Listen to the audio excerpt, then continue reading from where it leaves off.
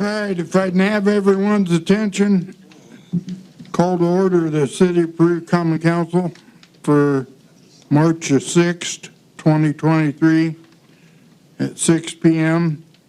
If you will, everyone stand, pledge of allegiance be led by Pete Saidosny. Remain standing for the invocation by Pastor Brent Wedding.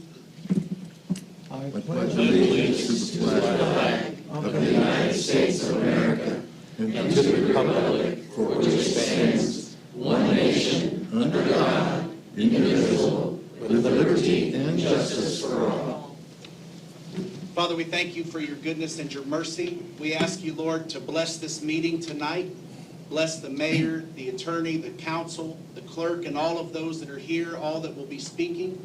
We pray that you will fill the council's heart with wisdom and understanding to make wise choices. We thank you for your hand of blessing and favor upon this city. Bless our school systems.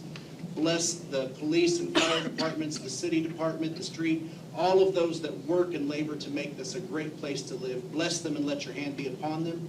We pray, God, for those that have questions, fears, and concerns with things going on in our city and in things around. God, that you will be the Prince of Peace and give them peace and wisdom and guide their footsteps. We thank you and we praise you in Jesus' name. Amen. Amen.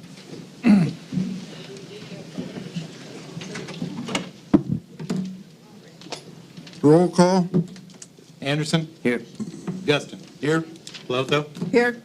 Ramsey? Here. Russell? Sahidashni? Here. Wolf? Here.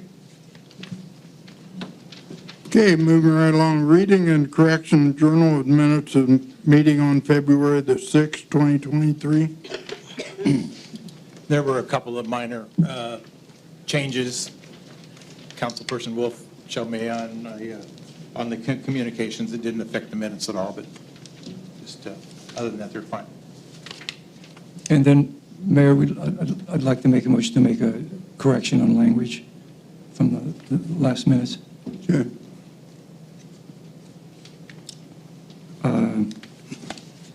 It should read here on Where the, you at, Pete? Ron Dowd presented a proposal.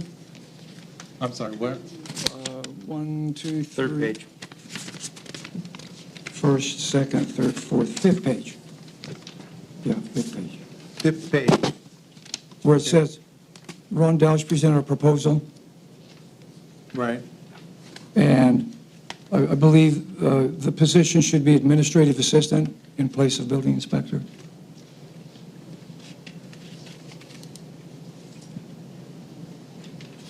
You want to eliminate, you didn't want to eliminate the building inspector, you want to eliminate what? Well, we just want to change the position of administrative. The position of building inspector to position of administrative assistant. No, they were talking about getting rid of the building inspector and increasing the salaries of the two administrative assistants. So it's okay as it is? Yes. Okay.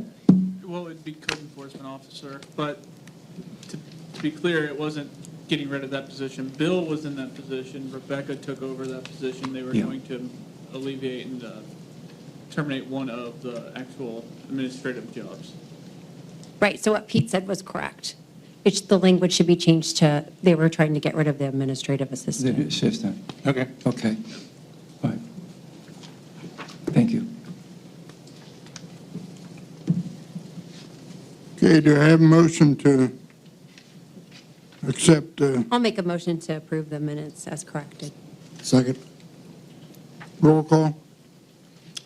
Anderson? Yes. Guston? Yes. Lotho? Yes. Ramsey? Yes. Sahidashni? Yes. Wolf? Yes. All right, moving right along. Liaison communications. We'll start here with Betsy and go right on down. Okay, I don't have any liaison communications to report. I'd just like to say congratulations to the Peru High School basketball team for winning back-to-back sectionals, and good luck at the regionals this weekend at Newcastle versus Delta at 7 p.m. on Saturday night. Go Tigers. Tigers. And the Tigers will play at Newcastle this weekend at 7 o'clock. There's still 5 dogs at the animal control, so the dogs are looking for their owner, or vice versa, but the dogs are looking for their owner at the animal control system at 5 dogs there. Also, the increase for the cart rental fees, green fees, and membership fees. The Parks Department is looking for 2 people to sit on the Parks Department and Recreation Board, and Allison Paul is the president of the board at this particular time. I just have for the utility board, Josh Chance is going to be speaking about that today.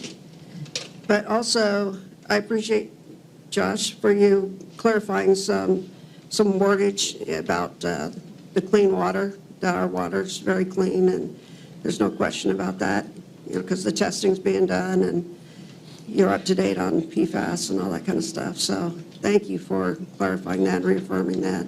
It was the well water that, if people have well water there, that would be problematic, or could be. Thank you. That's all I have. Okay. Board of Works, a couple things I'd like for the public to be aware of, things that are happening, some good things happening here. The Circus City Festival, again, requesting the traditional circus parade route. Traditional will be the same. Also, they'll be blocking off sections of Broadway, 5th Street, and 6th, just like we've done in the past. And requests from Helping Hands to use the Riverwalk for their annual Walk for Hunger, April 22nd, the Walk of Hunger. Also, interlocal agreement between the City of Peru Fire Department and Jefferson Township to provide fire coverage, and I think Chief Hawk clarified that. That was a 3-month agreement.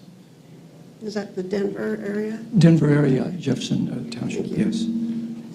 And the Peru Police Department requests to hire Mallory Grizzle, effective 3/6/23, and welcome her aboard.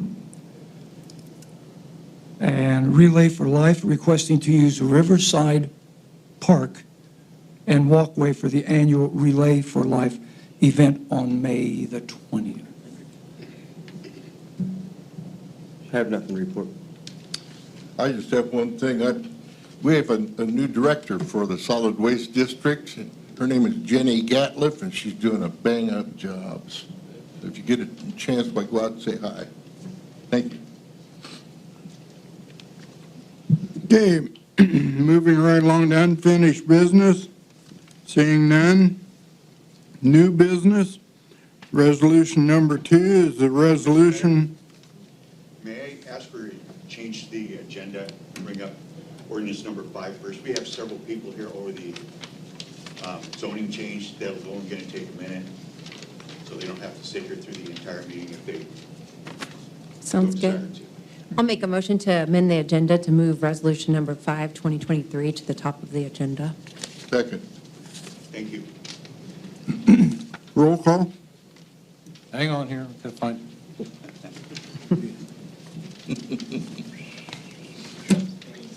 Oh, that's ordinance 5. Did I say ordinance 5? It's an ordinance Okay. 5, That's it's fine. not resolution, it's ordinance Okay. 5. I'll change my Okay. motion then, and I'll make that to amend the agenda to move ordinance number 5 to the top of the agenda. Who seconded that? Tom? Tom? Anderson? Yes. Guston? Yes. Lotho? Yes. Ramsey? Yes. Saidachny? Yes. Wolf? Yes. Wait, no, hang on, we need a motion to consider it now. Okay, I'll make a motion to consider ordinance number 5, 2023. Second. Who was the second? I'm sorry, Steve again? Anderson? Yes. Guston? Yes. Lotho? Yes. Ramsey? Yes. Saidachny? Yes. Wolf? Yes. Just a heads up, where it says adopted, it's the 7th day of March. It's the 6th day of March. Under the total, adopted this 7th day of March, 2023. Should be 6th, correct? Mine says 6. Oh, mine says 7th. Doesn't that say 7th? Am I Ordinance 5, 2023. Yes, It says 6. you guys are setting me up. Are you looking at resolution 5? I am. Dang it.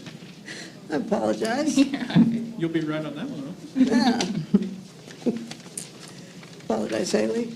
Okay, so the Plan Commission gives a favorable recommendation to rezone the parcel commonly known as 104 South Miami from a R3 to a B3, 3-0. There's always been a business there, so we're just trying to clean up some things. There we go.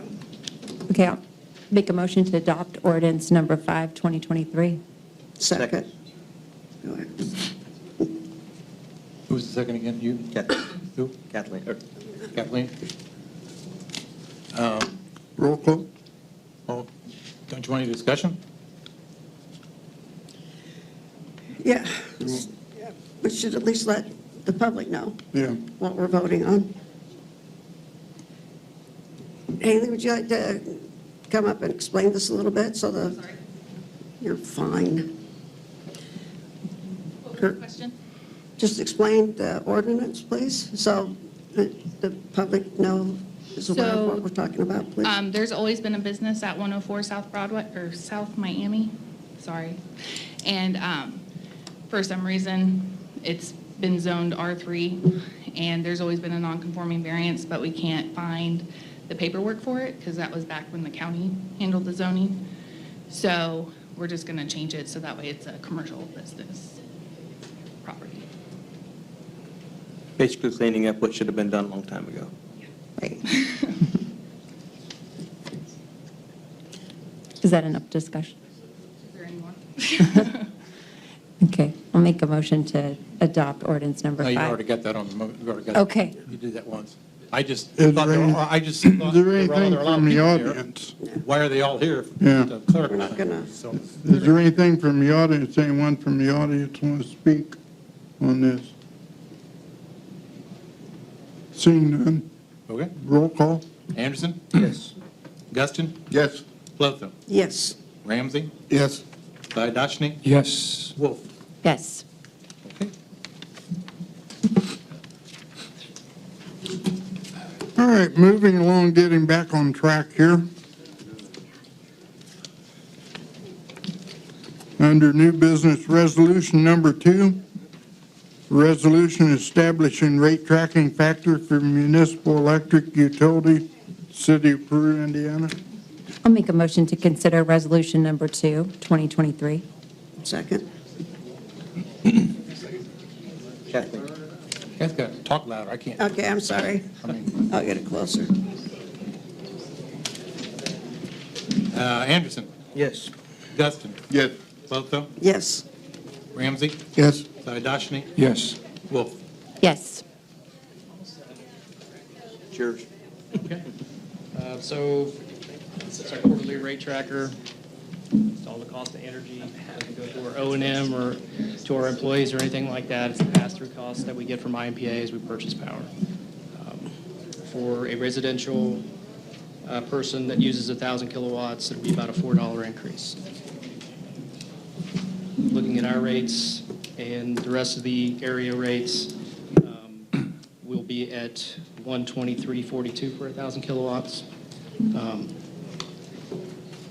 Duke will be at 178.64 for 1,000 kilowatts. Heartland will be 150.38. Miami Cass will be 144. So Duke's 44% higher, Heartland is 21% higher, and Miami Cass is 17% higher.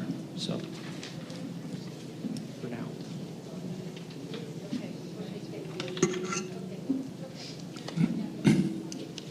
Any questions? Okay, I'll make a motion to adopt resolution number 2, 2023. Second.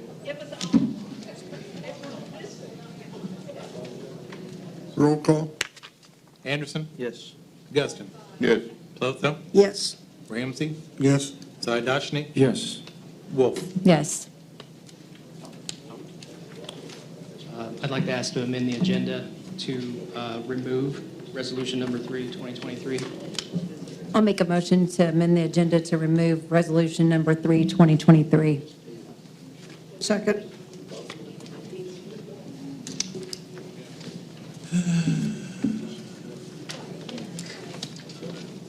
We'll revisit that next. Roll call. Anderson? Yes. Guston? Yes. Both. Yes. Ramsey? Yes. Zayadashny? Yes. Wolf? Yes.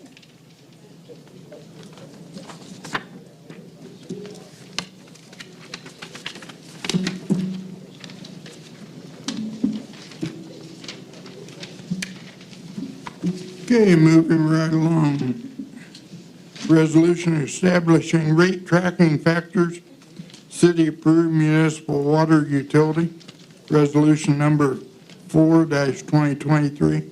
I'll make a motion to consider resolution number 4, 2023. Second.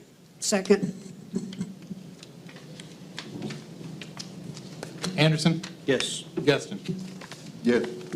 Both. Yes. Ramsey? Yes. Zayadashny? Yes. Wolf? Yes. So annually, this is required by city ordinance number 28, 2016, to review the rates annually and apply a consumer price index utility percentage increase to the rates to keep up with inflation. And just like every year, this is a calculation that we don't make. The Indiana Utility Regulatory Commission makes this calculation, and we just apply it to all of our O&M costs. It doesn't go to like one-time costs, things like that. We kind of back that out. And this year, the CPIU, so the IURC calculation on inflation was 5.95%, which would equate to, in the Peru water, 4.8%. So what does that, increases the per thousand gallon by 23 cents. So typical bill would go from 26.43 to 27.70. Years past, it's been 1%, 1.8%, 1.2%. And the reason that the city council passed this was just to keep up with the inflation. So we're not, I believe it was 2016, we had a 57% increase because it was 15, 16 years between rate studies. So this keeps us moving forward and having the ability to fund projects.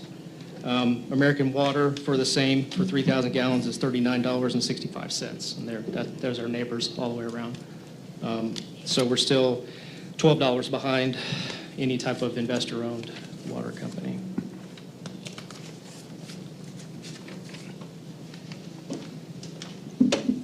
I make a motion that we adopt resolution number 4, 2023. I'll second that. Roll call. Anderson? Yes. Guston? Yes. Both. Yes. Ramsey? Yes. Zayadashny? Yes. Wolf? Yes. Thank you, Josh. Thank you. And the Grissom will be next week. My apologies on that. It's actually, what we advertise is not the correct rate. It's actually going to be a little less than what we advertised on the fire protection. So we got to make it right. And Sure. we could probably push it through tonight, but we want to do it the right way. Make sure that we don't have anybody remonstrating. So thank you. Thanks, Josh.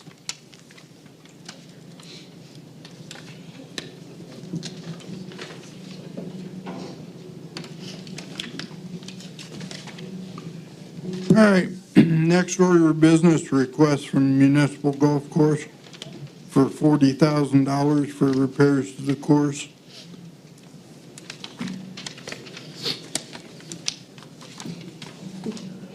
Good afternoon. Did you guys all get a copy of my quote there? Yes. So as you can see,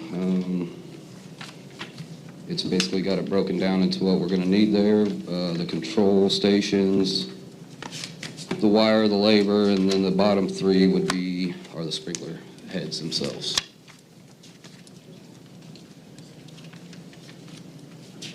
Gary, I want to apologize. I told you. Sorry. Okay. So, As you can see, I guess we are actually a little bit underneath that 40,000. That was a guesstimate, what I asked for, so that's kind of what they put on there. He stayed underneath that for me. And then he said if you guys got any other questions, he'd be willing to come back next month or the month after to answer any other questions you guys might have. Is this all sprinkler system? Yeah, irrigation, yep. Do you want to explain to So this is, basically what we're doing is this is just gonna get us a start on it. Like I talked a couple months ago, it's a lot of money to put in a new one. I'm just trying to make my life a little easier up there. So you start on hole 1 and you go down and you fix what you got. You know, you got the worst ones, you fix them, replace them. We're gonna be fixing leaks in the pipe itself also as we go. Wiring will be another issue once we get going. A lot of the wiring's just not connected, whether it was dug up previously, just something's wrong with it.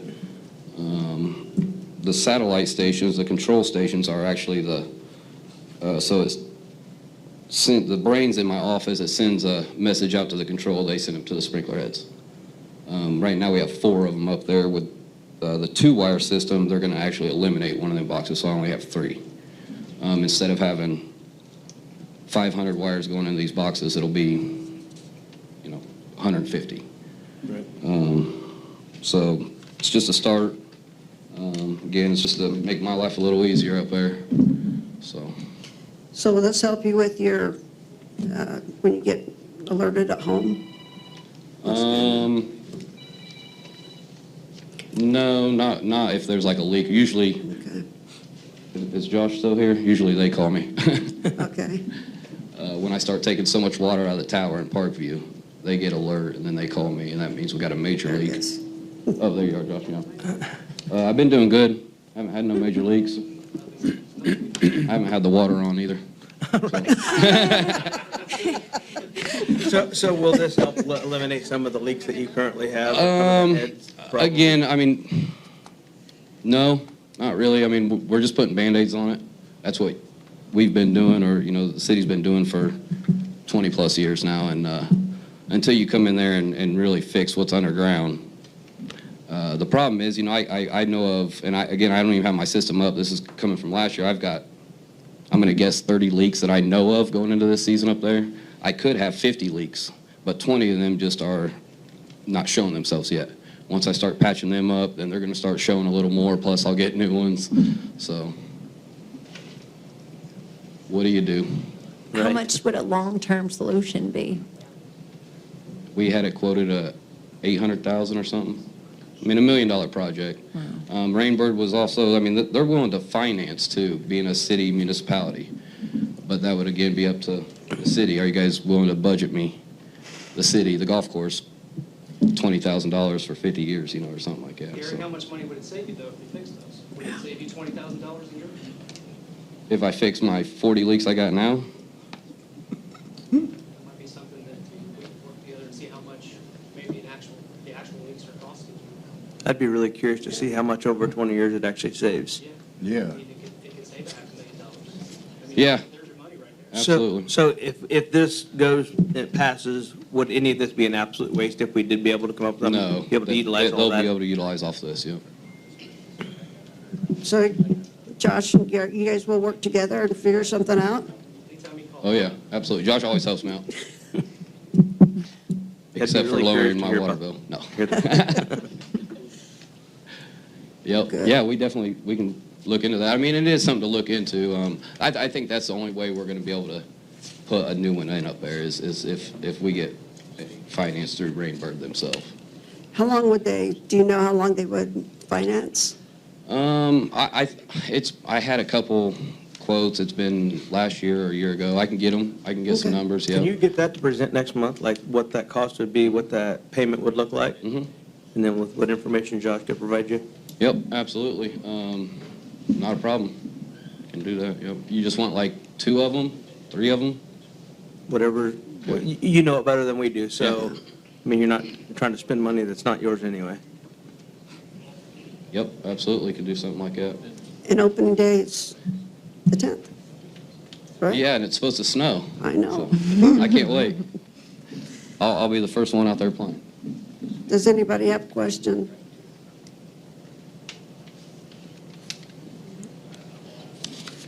Where would this money come from, Kurt? I think it's in your budget It's in already. my non-reverting Budget. fund. So it's Yeah, already- just it's want to already know where you're So- going to do with it. I don't think you have to vote on it or anything, Oh, wow. Okay. because it's already in his budget. You guys asked where he was going to spend it. That's what this is. Okay. Great. And this comes from every golfer, $2, or I think it was $2, goes into this non-reverting fund, and then it's $100 of each membership, and whether it's cart storage or greens fees, memberships goes into that non-reverting fund. And I think last I checked, which wasn't, I think it was at the end of the year, we were almost at like 70,000. So, I mean, it gets built up quite a bit each season, this does. And that's what I was afraid of too. Could this be which we can use the other, it could be a nice down payment, maybe, if we are able to go forward with Right. a leasing thing. So, but as far as now, I'm trying to make my life easier up there watering when it's time to water. So, Sounds like you better do it. yeah. Thanks, Gary. Yep. Good luck. Thank you. Thanks. Anything else? I believe so. All right, thank you. You got, as far as I know. So you got it? Yep. I don't think you need to be voted on. It's already in your budget, so. All right. Next order of business, we have a request from Peru Visual Arts Festival to host a second annual event and for the community and financial support.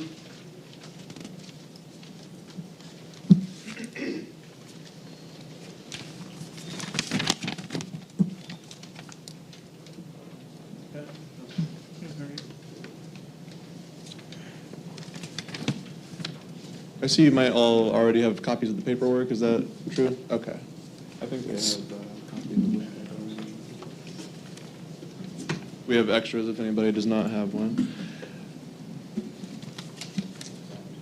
I'm Patrick Redman, Ivan Michelson. and we're co-coordinators of the Peru Visual Arts Festival. This is our second annual festival. We'll be putting on May 13th, which second Saturday, May 13th, 2023, and it spreads downtown Peru. And Mr. Crosskoff did let us know, we had put on here we were requesting permission, and he did make us aware that we're not necessarily requesting permission to the council, although I think last year we did come before you and share the information and receive some support there. And so we just wanted to take this opportunity to make you guys aware of something positive happening in the city, and we're hoping to build on last year's success where we had over 30 youth downtown doing art at McClure's Winery by the River. We had an adult contest, multiple adult contests, over 50 pieces in the restaurants throughout Peru, and we just really saw our vision of art in the town come to life. And we wanted to thank you for the support that you did show and ask for another year of support from the council. And really, you can support us in a lot of ways. One is just getting the word out and volunteering to come. I know Kathleen's volunteered already to come down and help out with T-shirts that day. And last year, unfortunately, Mayor wasn't able to do it, but he had volunteered to pass out an award to the youth contest winners. And so we're just requesting that you help us support this, spread the word, and if you feel the calling to volunteer and come down. And then we also wanted to kind of just urge you to start planning, if able, on the money set aside in the budget for tourism. And I've talked personally with Steve a little bit about that and was made aware that there's not currently an avenue to receive those funds, but that it could be in development. So I'm just hoping that that could be something that could be developed over the next few months, is my understanding of it. So anyway, because we would like to request sponsorship from the city at some point if possible. And so I guess we're just maybe put it as a question, is there a way to do that currently? Dustin, could we use some seeded money for this, or is that? We already have money for these festivals, but there was never a committee established of who gets what percentage we pay out, and how the money gets dispersed. The money's there. We voted on it for the last budget to have money for the entertainment for downtown. Right. It's just, there was never a committee established of, the bylaws of how it would actually work and get dispersed. But could, Dustin, Kurt, could we use seated to? I'm give not sure, but you've got a lot of festivals and downtown, and, you need to have specific guidelines, because if you give to one, you're going to have to support them all. You're correct. And so you need to have some guidelines. you're before you- correct. Yeah, and the funding's there, and I spoke to Patrick about, trying to get a small group together, somebody from the city, somebody from the county, somebody from the council, and just try to figure out how we disperse that money. It's just, with everything else going on, it's kind of been put on the back burner. Working with Kurt, too, I think that would be beneficial. That was so fun last year. It was a lot of fun, yeah. Just rained half the time, but it was so fun. We got rained out in the afternoon, but other than that, big success. Yeah, we're hoping to build on that in the future. And if anybody is interested in helping, you can contact myself or Marley at the Miami County Artisan Gallery. And we do have our website, peruvisualartsfestival.org, up and running, as well as our Facebook page. Our Facebook's not quite up to date yet this year, but our website is pretty much up to date. So it's on the agenda. But yeah, we would just, I'd be happy to participate. I've told Steve I'd be happy to volunteer time to do that. And if that's something that, I know you have a lot on your plates right now as a council, but we're definitely interested in helping with that if possible. So yeah, are there any questions about the festival or? Maybe in the next couple of weeks, we could sit down and actually at least start this process to see what it's going to look like. Get with Kurt, find out actually how much we have set aside for it, and then see, how many different events we can help with what we have available and see how that goes. That'd be great. Yeah. Thank you. Yeah. Is there anything from the audience on this? What's the date of it again? It is May 13th, Saturday, May 13th. It's an all-day event. There's youth competition, adult competition, and all of the galleries in Peru will be hosting kind of special events that day that tie it all together. Patrick, have you guys thought about talking to different people that have signs to advertise this? Yes, we're in the process of advertising. Last year, we hung a banner over the underpass and one at the gallery, and then did a lot of Facebook advertising, put out flyers, things like that. Well, there's one at the circus building, and Oh, right. the circus band had a sign given to it, and that's going to be another avenue that you could pursue. Okay. Yeah, would we talk to you about that, or? No, I'm just an old guy now. With Diane Haley, or? You'll have to talk to the board of directors. Okay. And I think Diane Haley's in charge of that now. Okay, awesome. Okay? Thank you. Yeah. Appreciate it. Okay, thank you for your time. We appreciate it. Thanks, Thank you for Marty. doing it. One other thing you may want to do is contact the radio station, because a lot of times for the not-for-profit, they will advertise free on upcoming events. So, Okay. We will keep that in mind. Thank you. Thank you, everyone. moving right along. Resolution number 5. We're going to postpone that until next month. After talking with the city attorney, that money for those surveillance cameras was not included in the original ARP fund allocation, and so we need to get it taken care of and advertise it first before we consider We it. have to have a public hearing on it if Yep. appropriate. Okay, do I need a motion for that, or You can You want- entertain a To motion table to. it? yeah. Okay, I'll make a motion to table resolution number 5, 2023. Second.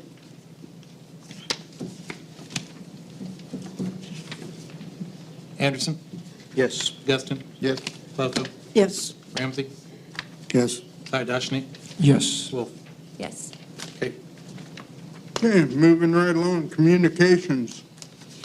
I'd like this to start out. Matthew, would you please come up here? It's,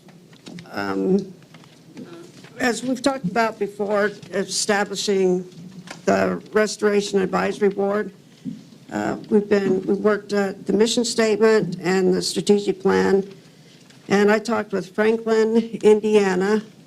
Matt can explain more.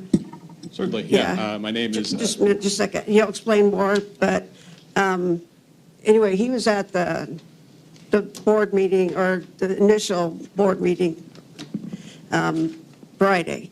After talking with Dustin, we will have to create the board as an official committee and report to us and the mayor. Dustin and I are going to be working on that, and we'll present it next city council meeting.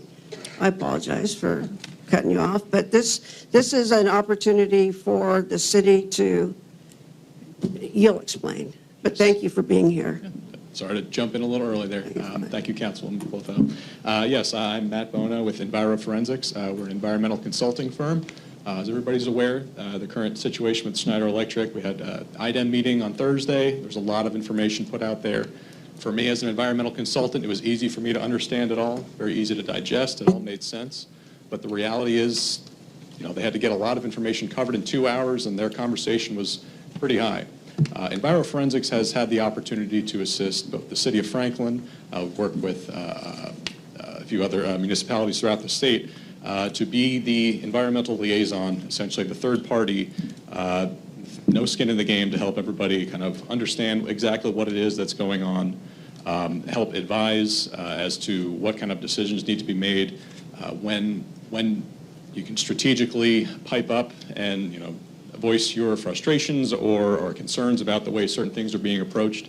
There are opportunities for the city and the community stakeholders to be involved in the review process for ultimately when a remedial work plan is developed for the Schneider Electric property. That's just one example where we would be able to come in and offer our own technical guidance and ensure that the strategy that's proposed is not just in the best interest of the affected property, but everyone around it, making sure everybody is adequately protected from an exposure standpoint.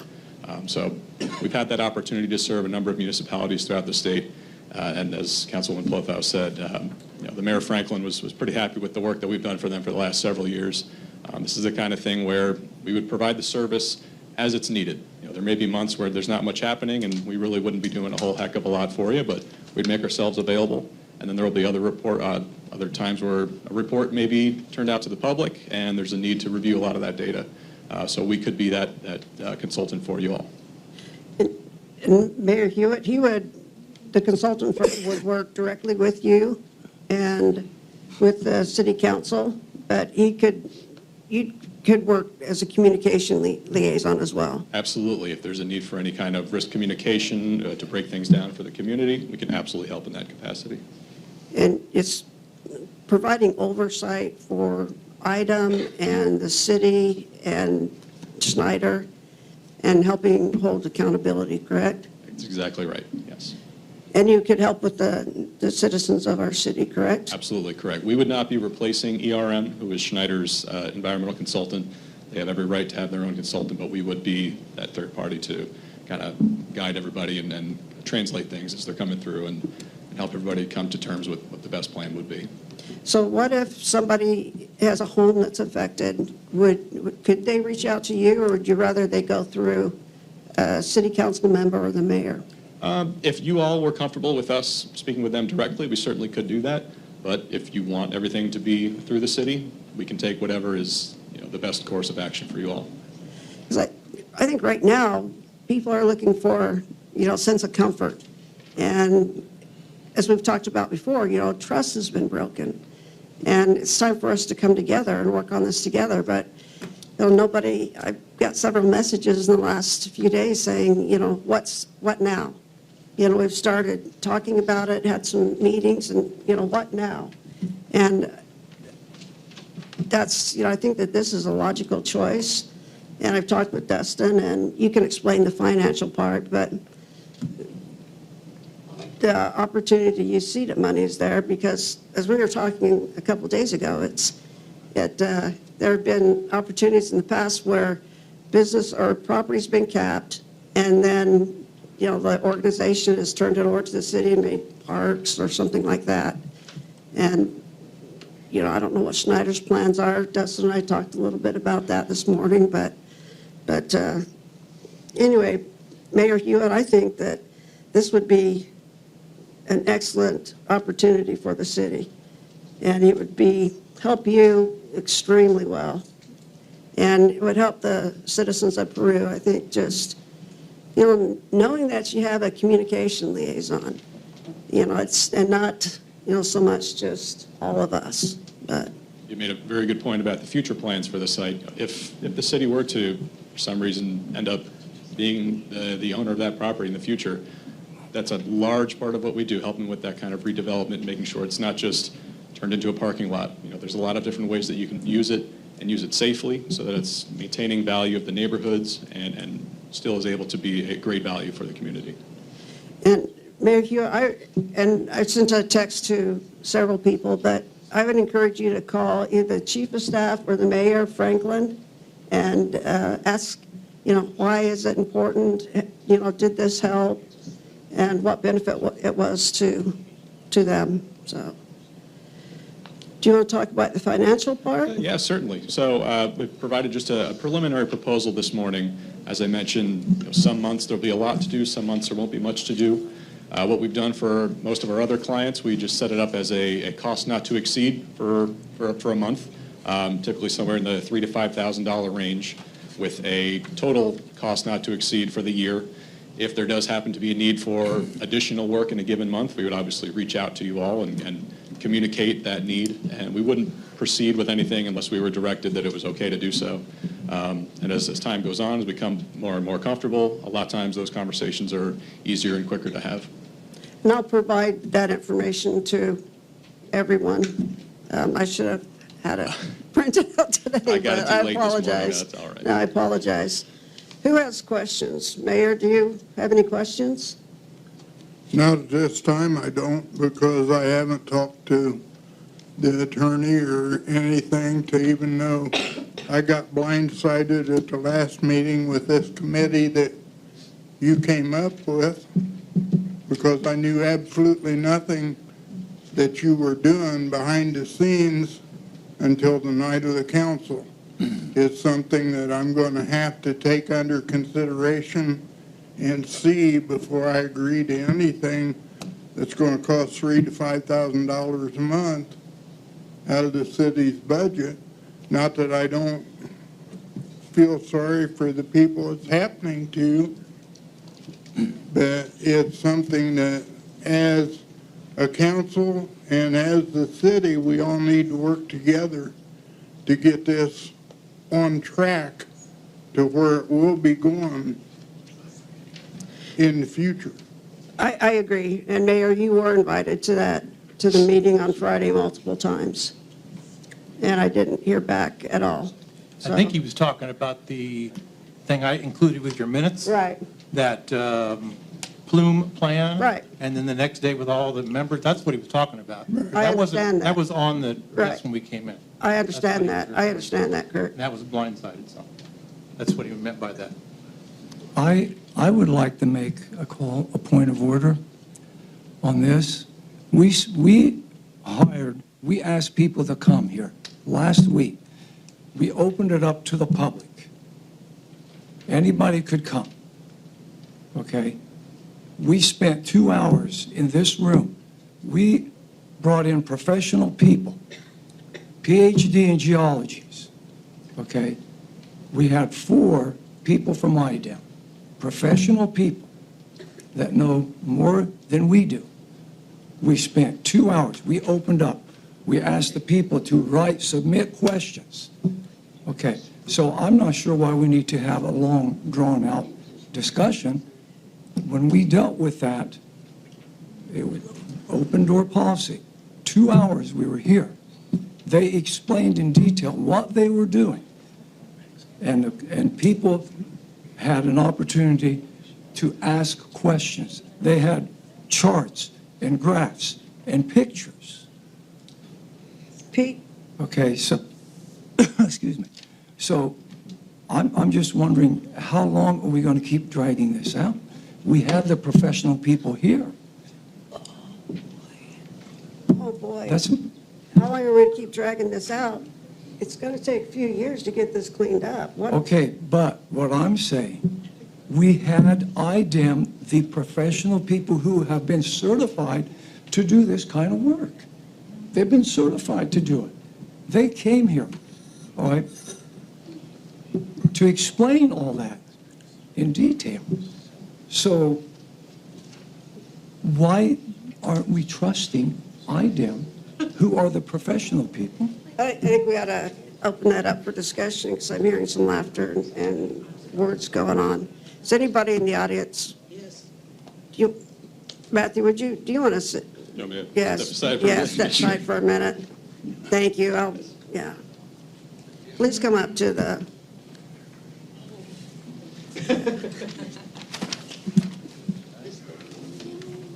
I just don't want you to be in the line of fire. Hi, my name is Kimberly. Am I supposed to turn this down? Okay. I live close around the area that is being tested, and I went to the IDM meeting last week. I also went to the advisory meeting on Friday. The meeting last Thursday with IDM, all that stuff went right over my head. I don't understand any of the details. It was too much information. Yeah, there's opportunities to ask questions, but with all that kind of information thrown, like, you can't even understand, like, what are the right questions to ask at that immediate time. When I went to the meeting Friday, where Matthew and his company was at, it gave at least an opportunity to ask, like, what does all this mean? And can you dumb this down for me? And just ask some just very, like, basic and emotional questions. Like, just hearing that there's a contamination just streets down from where I live with my 3-year-old son, like, it's scary, like, whether it's a huge risk right now or not, or if they know or not, like, it's really scary. And I just think that there's a lot better ways that this could be addressed publicly to, like, make some of the residents nearby feel a little bit more comfortable about the situation. They also, if I can insert a comment, all the information, all the work that they have been doing is online. You can access it at any time. Yeah, I know, but do you understand how much time and how much I don't even think I have the full capability of understanding that kind of information. Like, you can't dumb it down in a paragraph for us so that we can just feel like, oh, okay, things are being taken care of. Like, this is what this means. I didn't need a 2-hour, like, meeting of seeing the scientific, like, layout of it. I want to know if I'm 2 blocks away from a house that just was purchased for contamination, should I be worried about testing my own property? Like, how serious is this? So they will be continually testing, like, they're not done. This is just the start of a very long process. They said it could be up to 10 to 15 years. So should I be testing my own property for myself? Because I don't want to wait I would 10 trust to 15 IDEM, years. but they need to get in there and continue to do their testing in order for everybody to get that comfort Yeah, I just zone. don't know if I trust them, and like, IDEM? I have my 3-year-old son. I mean, is it going to take 5 to 10 years to know whether there's contamination in my backyard? No, they've already got a real close perimeter of where they think it stopped. Well, but They're they going to didn't- continue to work on that. They didn't tell us like the exact perimeters at the meeting on Thursday, and that there was. It's gonna be online. It'll continued show you the actual map of all of the tests of where it started to go zero. Like, so there is a map, and that's why they're not concerned about houses a block and a half away. For one, it's heading in one direction, and they know the direction, and they even said it moved like a foot every so many years. So it's not like this is going to be on your property in the next 3 days. But they aren't done testing, and they are still working on the remediation, like, plan. I think a lot more information will be provided to everybody, us, the city, or the citizen, once they figure out exactly where they're at and what they're going to do. I mean, what they've done already is, you ask anybody at IDEM, this is almost twice as fast as any other city's ever dealt with this. Like, they've jumped on this because of all the concerns. So they have dealt with what they call their hotspot areas, but they are not done testing. They might be testing for the next couple of years to see how far out it goes and how deep it is.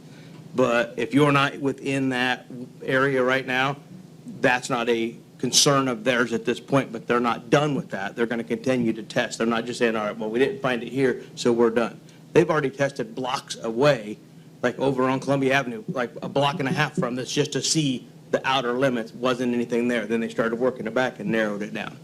I guess I'm saying, like, as a citizen that's concerned, and I have gone to all of these meetings, and, I mean, I don't think I'm a complete idiot. I don't understand exactly everything that's going on, but I'm telling you, I still have, like, a huge concern that I think could be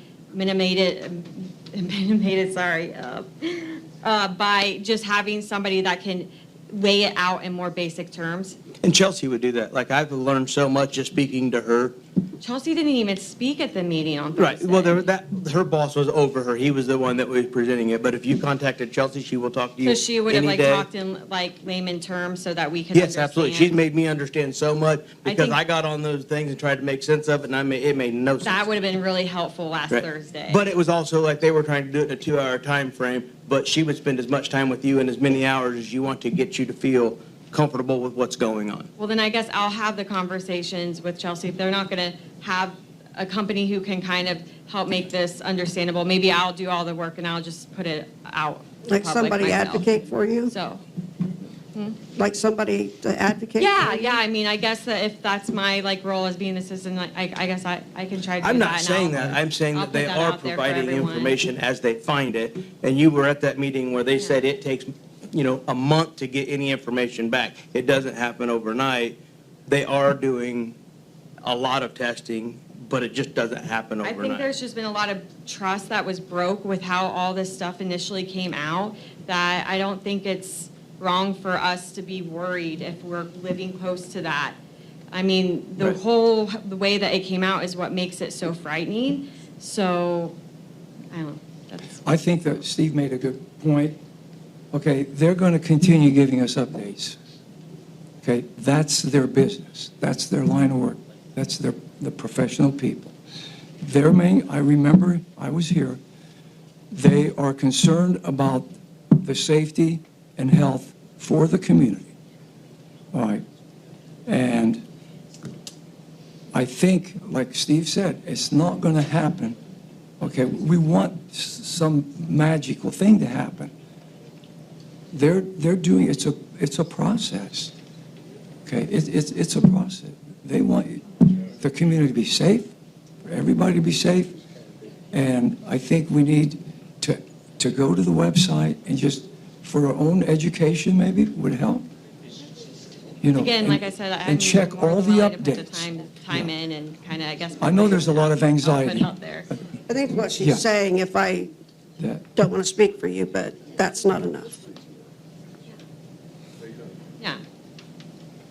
I think just the fact that they showed up, says That was a something. And they were month doing process just tests. to They were even get doing them. Yeah. testing in people's backyards without them even really knowing, and the way that again, I think it goes back to how all of this has kind of came out. So the people that's living in that area is really concerned with, you can put all the information out there and tell us that everything is going to be okay, but the way that this all initiated, I'm sorry, but I'm putting myself and my 3-year-old son on the line, hoping that next time they're not going to drop the ball on this. Yeah. So I just, that's all.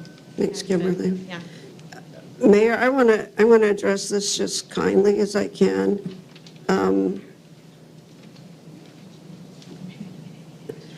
You won't respond to emails that I send, so to try and run this to you beforehand.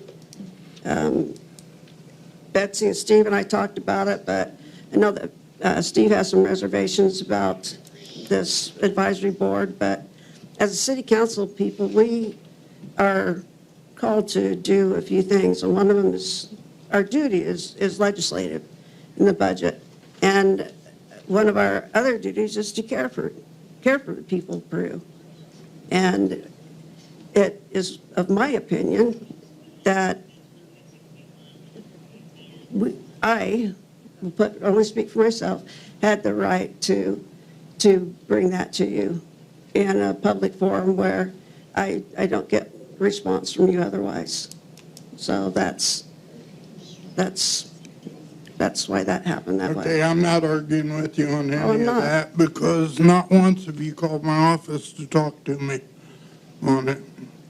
If you have, I've always returned your calls. And that's where I'm leaving that at right Okay. now. I'm not going to debate it with you Oh, I'm not or either. anything else. Does anybody else want to speak or communicate anything? Please, come up. Come up here.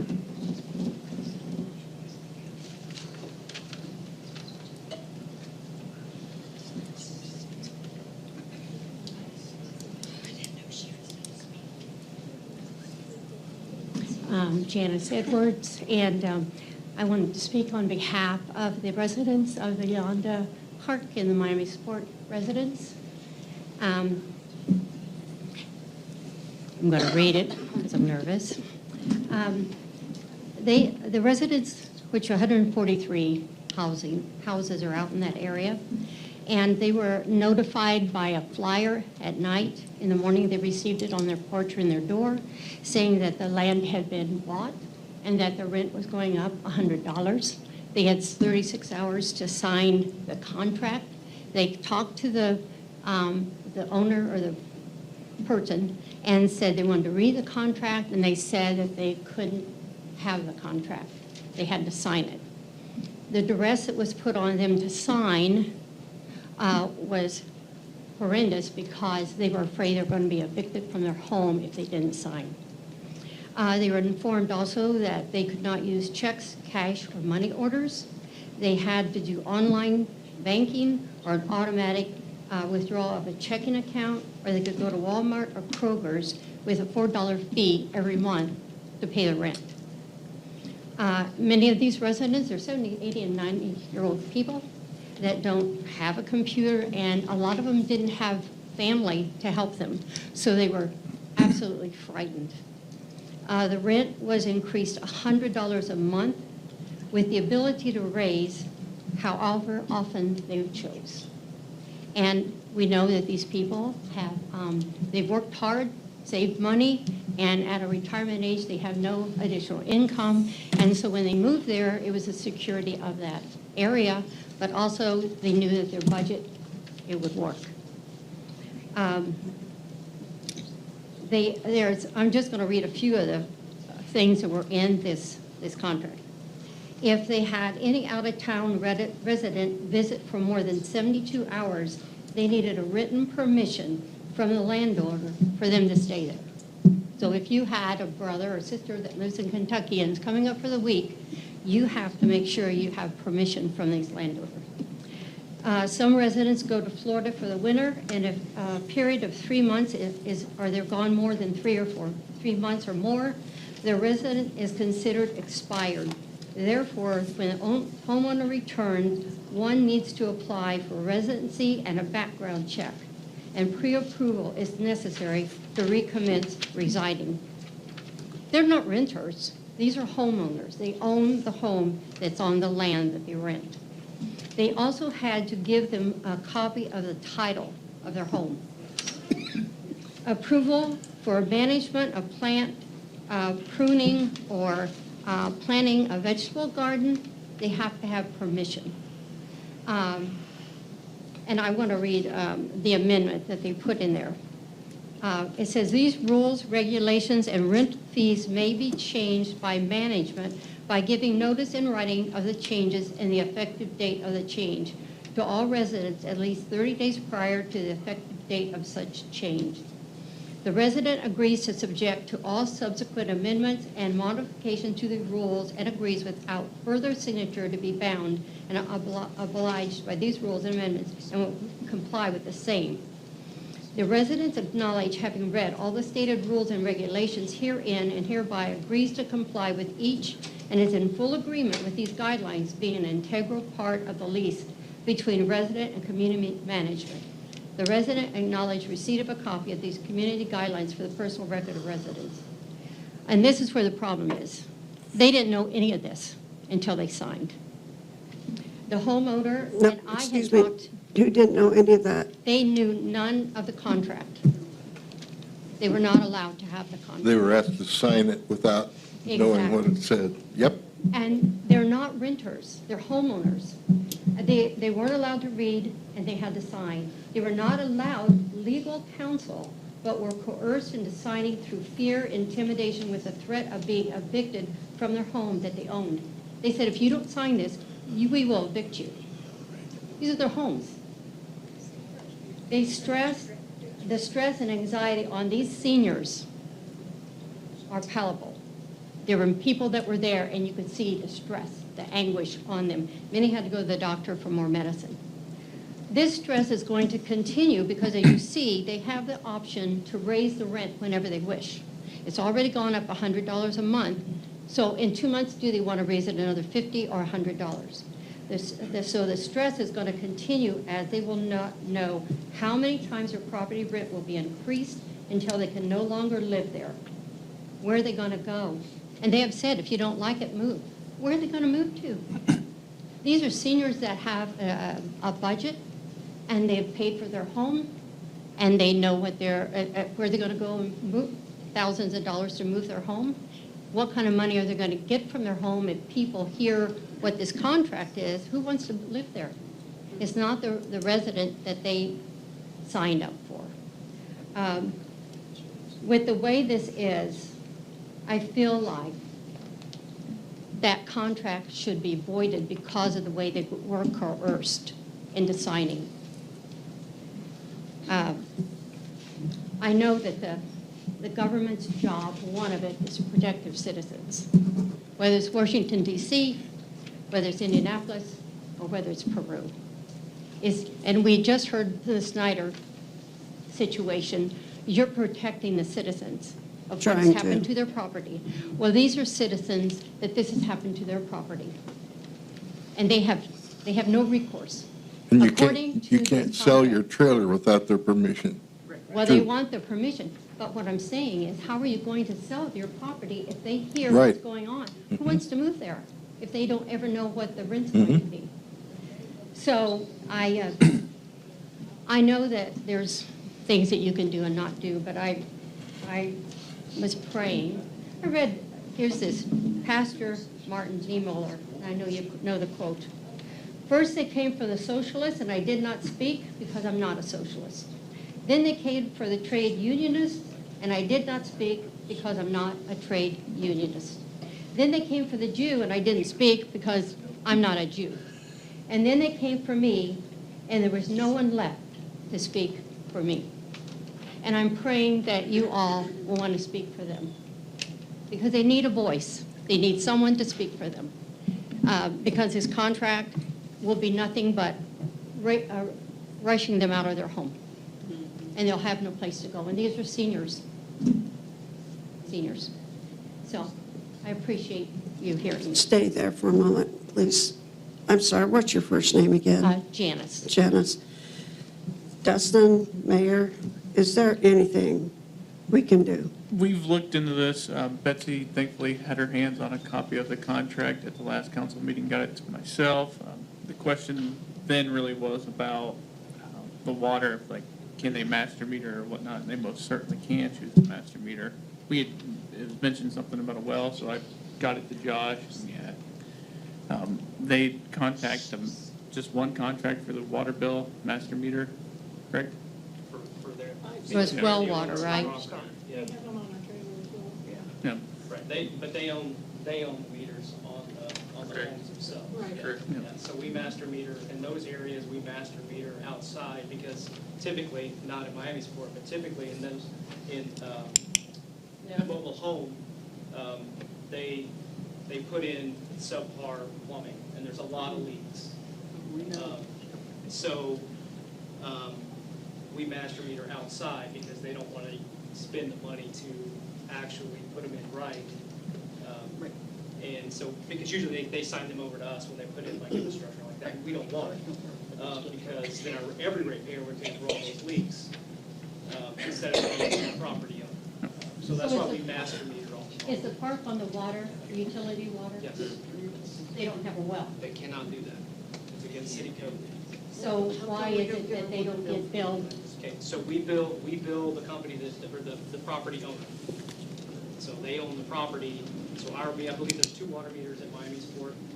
We bill both of those main meters that go into it. And what they do is, a lot of places like this, especially the ones that are out of state, they hire a meter company or a utility company, they put the meters in, and they come around and read those meters once they get the bill from us, and they collect based on what those meters are from you, or whoever, the residents.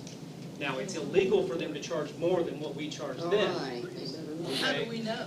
Well, that's the thing. We've had a few discussions with the residents out there, because they're concerned, obviously. They don't pay online, they pay by cash, they pay by check, to us, typically. So we've had a lot of concerns with them, but we have yet to see what their rates are. And what, Betsy, what you sent me today, Yeah. It wasn't the exact rates, it was a sample, it was an example of what it could be. So I couldn't compare those two. As soon as we get those rates, we can compare what the minimums are and what they're charging, and then let you know that, hey, they're over. Now, they can charge a fee to do this, and they do. They all do, because they hire a separate company to come in and take the billing and then send you. So they charge you a billing fee, which is above and beyond, which is, I don't know what. Excuse me, Josh, they can't hear in the back. Would you mind coming up? I apologize. Why he's moving, the rate is $4.80 per 3,000 gallons. We just got this. We just got that letter. Can you? Oh, for 1,000 gallons. For 1,000. Can you send that to me? Can you? I got the We don't know how. letter There you go. I'll take a picture. We don't even have. Just a second. We got a call for it. Okay, we need to have, this has got to be on, Josh, Janice, this has got to be on, we got to have this on record. You're fine, we got to have, excuse me, this has got to be on public record, so this is being recorded, so we need to have one person talk at a time. So the question was, why can't we read the meters that they put on the homes, and why can't we bill them directly? It's because we don't own the property. We don't own the meters. We own the 2 meters that are out, I believe it's 2 at Miamisport, that are outside, and then we have to bill the owner, unless we have permission from the owner in a lease to bill the leaseor or whatever. So we can't do that. It's against Indiana code. We can't do that. So it'd be the resident having the meter put on through you in order for you to do that? The owner. It's It's because we don't own the property. Right.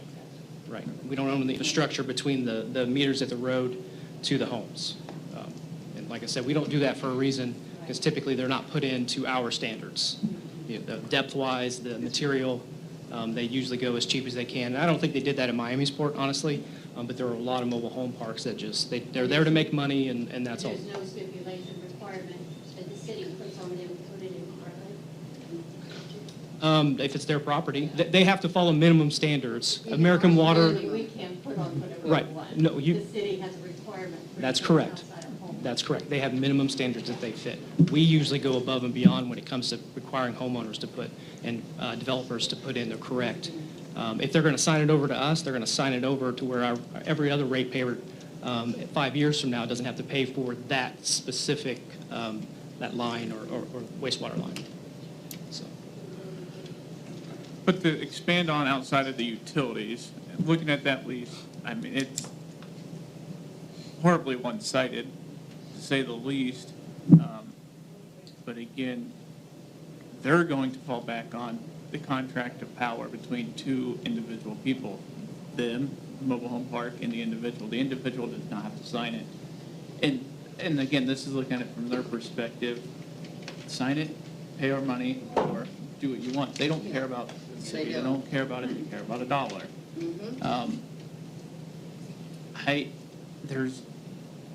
We could form a committee to go approach these individuals on behalf of the city. They don't care what we have to say. Well, my problem is I think we need to make them care. That's the problem. I mean, they were coerced. It's one thing if they gave them the copy of the contract, they went home, read it, had their kids read it, had a lawyer read it, they had no option. And there was fear. I had talked to several people when I heard. I said, do not sign the contract. They said, we have to. They're going to kick us out. There's a certain people that know the fear they can put on an older person and get what they want. And the city, I feel, needs to protect these residents from that. There has to be a way that that contract was corrupt, and even if they all seems legitimate, and it was corrupt the way that was handled to make these seniors sign. The only way to avoid a contract like that would be through court order. Court action would have to do that. And how do we do that? The members of the park would have to bring suit against the park to have that contract ruled invalid or coercion. So is there a recommendation of a lawyer in town that they can go to that would represent them? I can't. Yeah, we for can't recommend. Individuals, but I mean, there's attorneys in town that would That would likely, represent yes, them? likely. There's an organization. You're going to need to, I'm sorry, Stephanie, you need to be louder. Okay, I'll be louder. There's an organization Thank you, that Janet. comes to the Peru courthouse every Monday. And I've been working with a group of people who are renting from a place that's one of the largest places in Miami County to rent from. And they just recently told those people out there that they had to sign this new lease without reading it. And so they meet, this young lady comes into Peru, it's a grant. They come in every Monday, and they're at the courthouse on the same floor that the courts are on. They're back in, if you come up the steps, they're in that corner over there on the right-hand side. And you can go ahead and you can go in there, take one, two, everybody, anybody who has that situation going on. The state of Indiana has laws against abusing seniors. I'm a senior now. Can't abuse it. So I would go back there because what they were able to do in one of the cases is the individuals were told that they had to pay, because if you pay your rent and you pay, and they say, well, you owe an extra $5, and they don't tell you. And then the next month, you pay the standard amount. But they're charging for that $5 from last month, so they can say that they were behind each month and go into court and try and take their property. Please go see that lady up there. And what they did is they put an attorney with the company, the families that I was helping, and they were able to get that removed through the court. But they are right, they need to do it. So that's Monday at what time? She's there all day, but if you call up to the courthouse, they should be able to tell you. And the lady's name? If you want, I'll talk to you. Ma'am, come on up. I have a really loud voice. Okay. Okay, Christie. I live at Miami Sport. You need to go up there because the mic won't pick you up. Gotcha. Sorry. That's okay. Not without my glasses. Oh, they have a copy of it now. I'm sorry, I wasn't prepared to speak. My name is Christy Crawford, and I live at Miami's Port. I was in the office and literally I wanted to throw up at what I saw. These people were told, they had desks where there was people all the way down, and then they had the residents come up behind each other. So there was probably about 30 people in the room at the same time. And I witnessed them telling these people that you're going to sign today or you're going to have to move. You're going to have to get out of here. They were bullied. They were talked to so rudely. We were crammed in a room because you had the 2 days to go. It was complete chaos. There was no numbers that you choose a number and you go in. 4 hours, people with walkers, people in wheelchairs, people in canes, crying, sick, waiting to get in there to be told that you will sign today and you don't have time to read this. And I heard this happen. I literally heard this happen.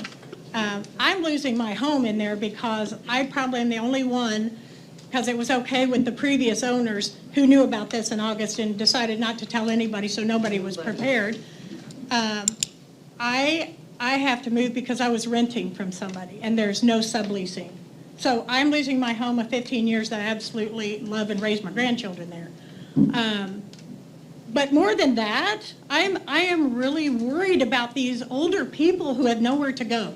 and they were scared out of their, people came out crying. I know a lady that had a large dog, and of course, they don't take care of the 1,000 feral cats, and excuse me if I'm offending any cat people. But they don't take care of that, but they're worried about somebody's inside dog. People who, we use leashes in our park, that's a rule that we've always had. But these people were scared to death. And people of that age, they don't even know how to use computers, let alone all what they're asking them to do. And I've been up to the courthouse and I've talked to 4 or 5 people in the courthouse that they're also buying up other properties in Peru, but also that they're going to be raising the lot fee up to around $500, and it will be fairly quickly.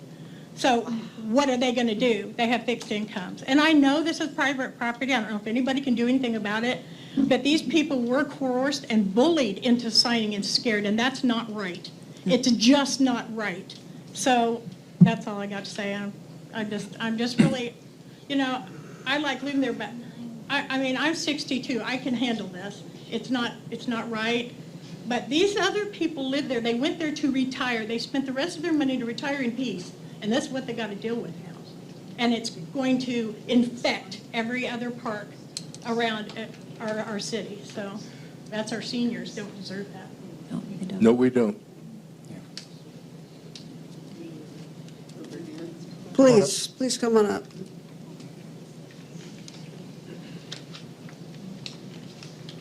I'm a little nervous because never did it in school either, so just kind of bear with me here.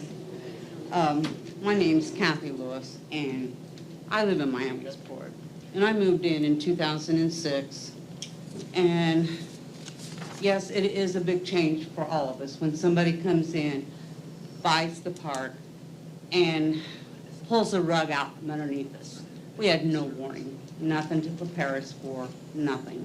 The prior owners knew about it last August, September, not one word, not one word.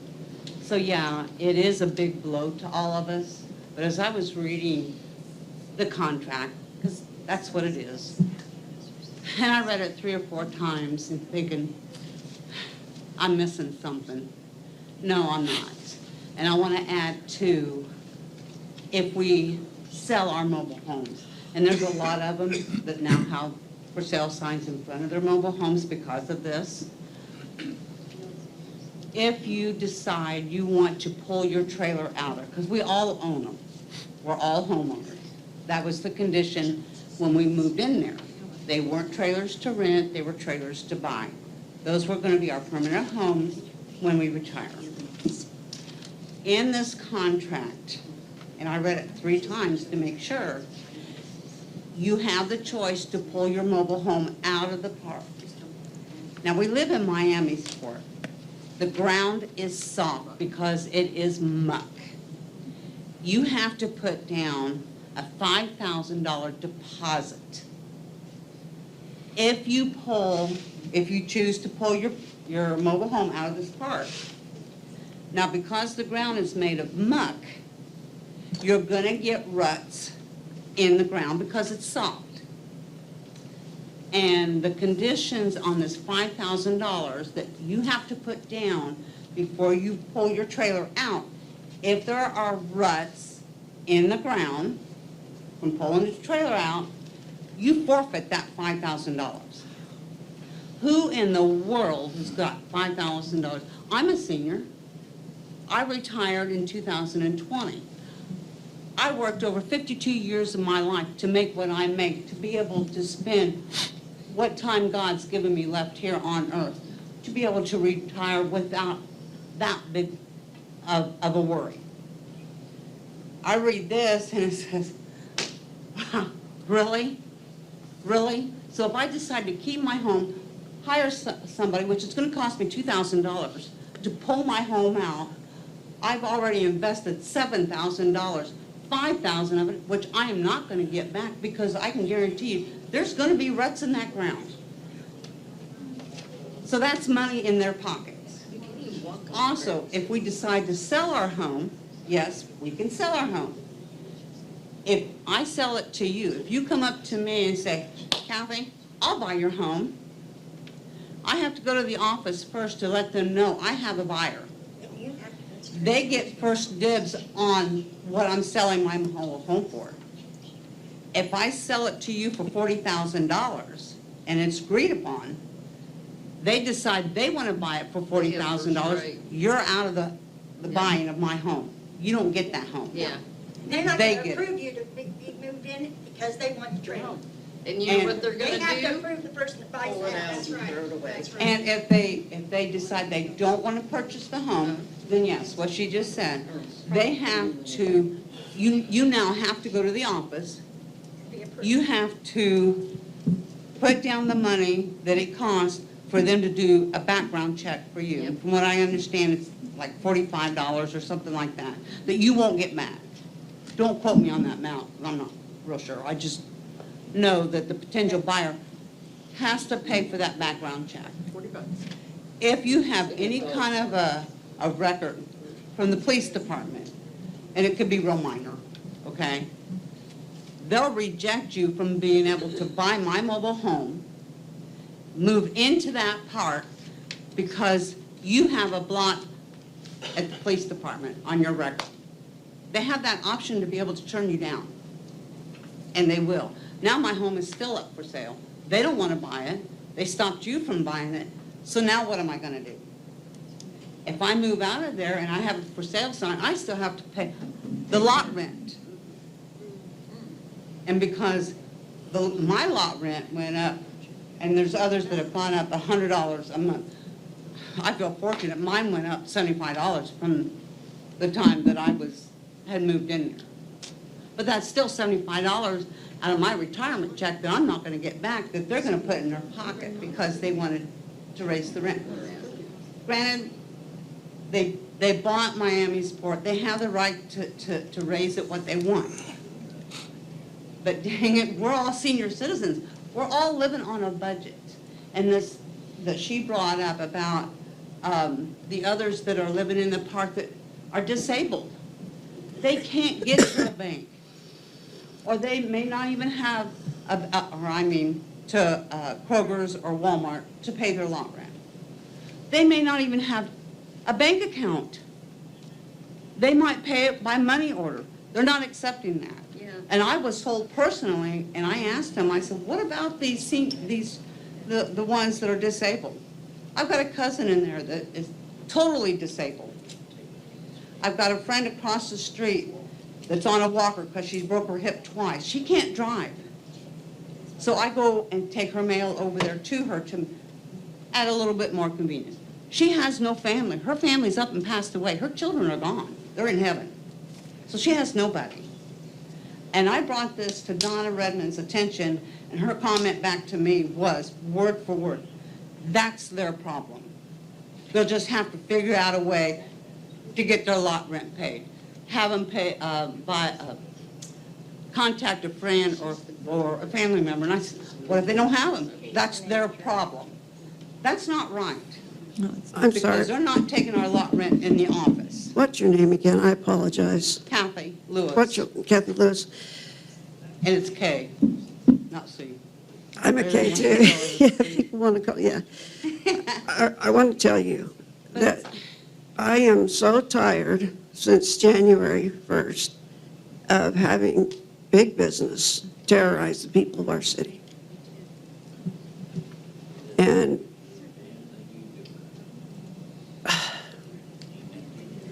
see, we have an opportunity to have, Matt and his organization help the city. And unfortunately, Matt, because I'm the one presenting, it's going to be probably a no-go for a little bit until somebody else, until you meet with the mayor and have those conversations. But we're going to talk, and I'm not done with you yet. So They've got us between a rock and a hard place.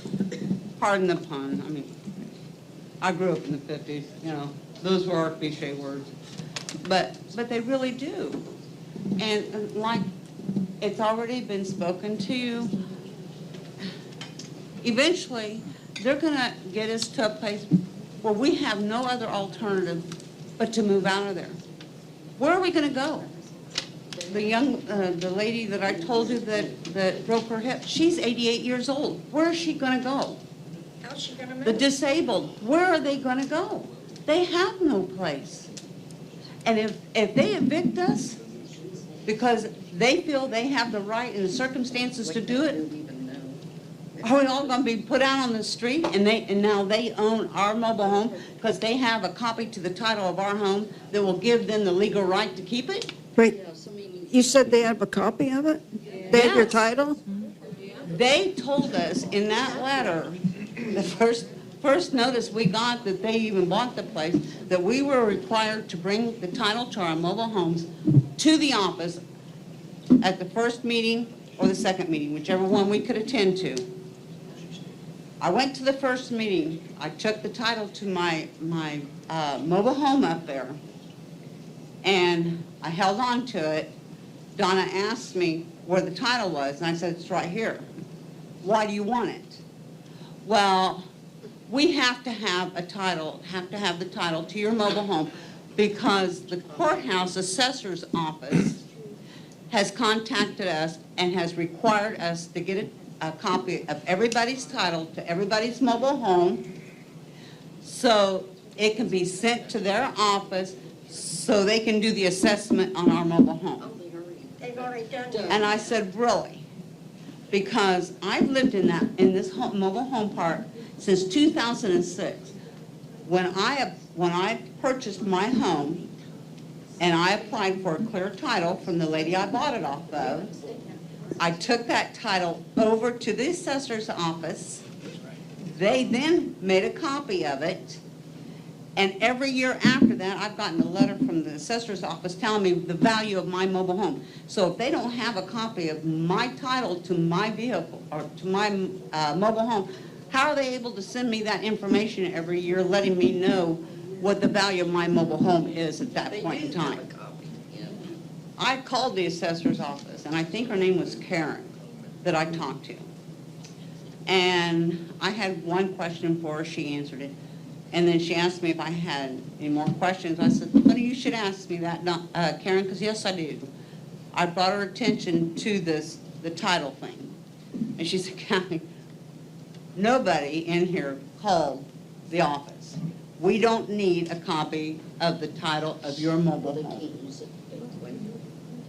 And I said, really? And she said, yes. We have all that information. That's how we're able to send you a letter, and everybody else that has their own home, we're able to send a letter every year letting them know what the property value is to their mobile home.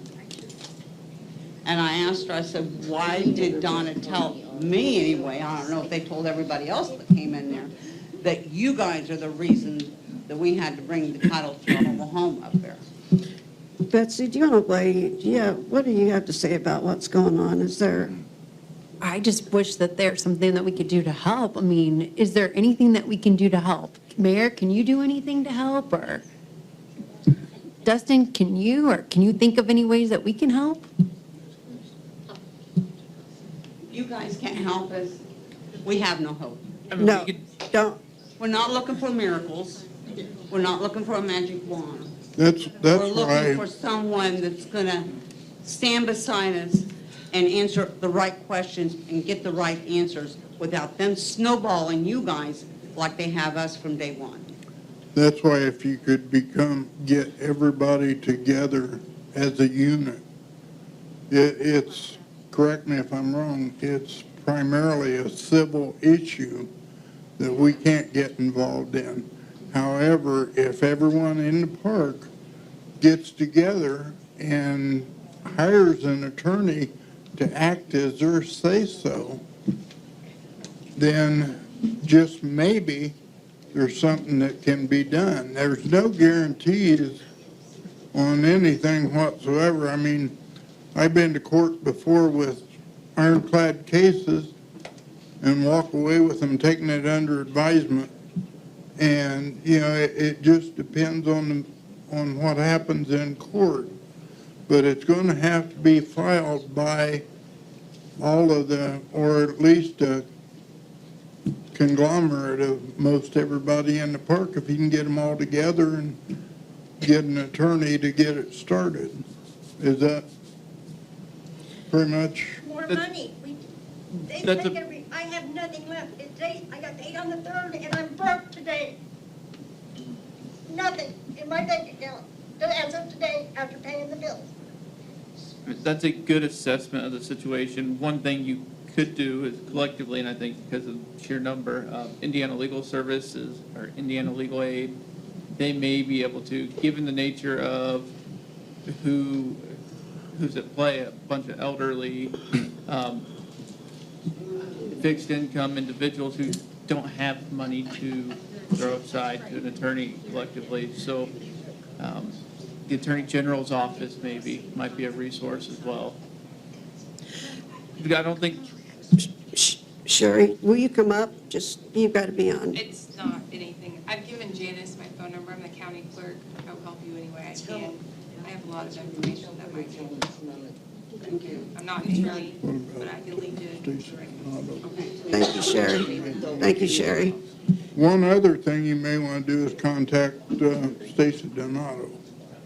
Stacy Donato? Yeah, she's our senator from this area. This is really disheartening for me because I have a lot of friends and a lot of former classmates that live there, and they've been talking to me. It breaks my heart. I'm almost in tears thinking about it because we have no power to do anything about this. It's the city council. It's so frustrating. Frustrating. Tom, you, Christy, and I know attorney that we need to make a phone call to, or you guys do. Sherry, do you have contact for legal aid and everything? We can't, but Christy knows. We have to, yeah, I can't, but Christy knows. Yes, ma'am. Most of us were all seniors out there. I lived out there because it was a senior community. Didn't have to worry about little kids running around and teenagers and stuff. And I asked the question, is it going to stay? And they said they were going to let anybody and everybody. That's not why we all bought trailers and moved it and are there. We wanted the senior community. We're tight, we take care of each other, we check in on each other. Isn't there any, if that's the way it was built and we were sold out, it's been that way since the beginning. It was an adult senior community. And isn't there something that the council and the mayor can do to make sure it stays that way? You know what we can do? We can advocate for you. And we can listen. We can walk with. I mean, I'm upset with the Arnolds because, yes, they knew they were selling this. It started in August of last year, and they didn't bother to let any of us know, so we were blindsided 3 days before we had to sign a freaking contract. But the fact of the matter is, at least they took in consideration that we were all on fixed incomes. I've been there for 10 years, and my lot had went up $10 from the time I first moved in. Mine went up 95. I get $725 a month on Social Security.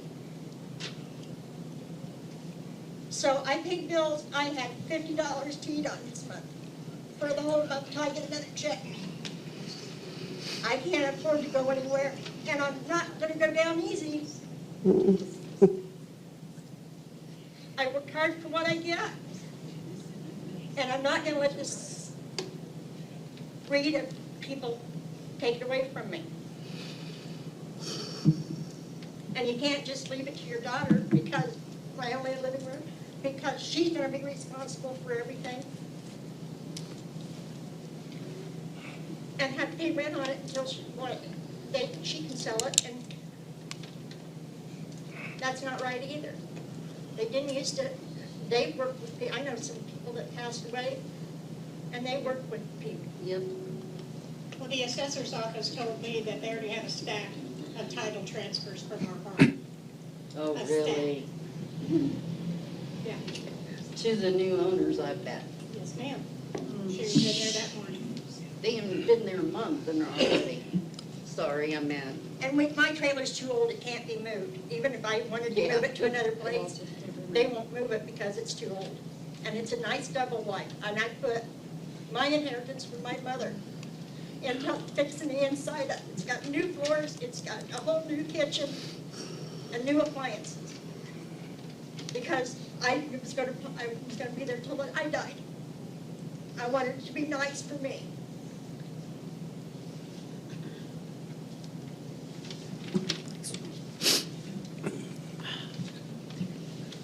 Yeah. Thank you for taking the time to listen. Thank you. You're fine. Thank you. Yeah. My name is Betty Sprunger. I live in Miamisport.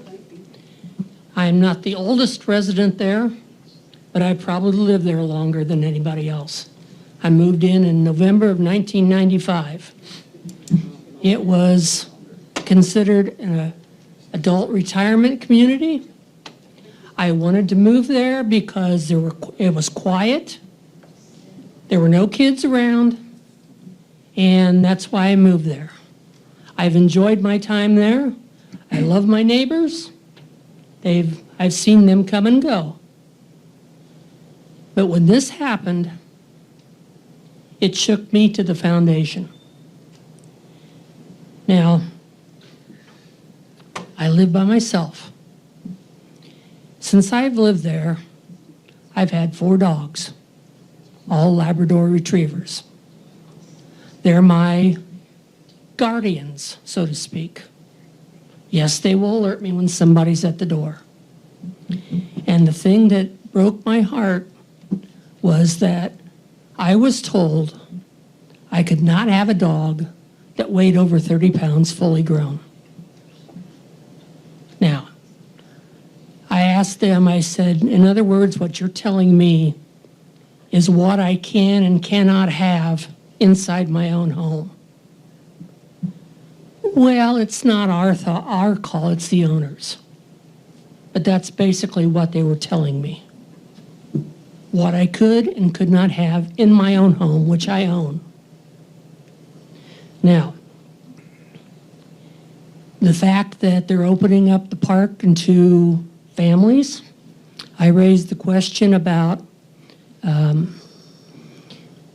I moved there because I did not want to have to worry about little kids running around on the streets and bicycles and skateboards and everything if I'm backing out of my driveway.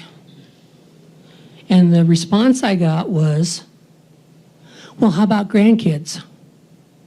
I said, when grandkids come over, the grandparents usually supervise them, not somebody that's just out running. Well, again, it's not our call, it's the owner's. Okay.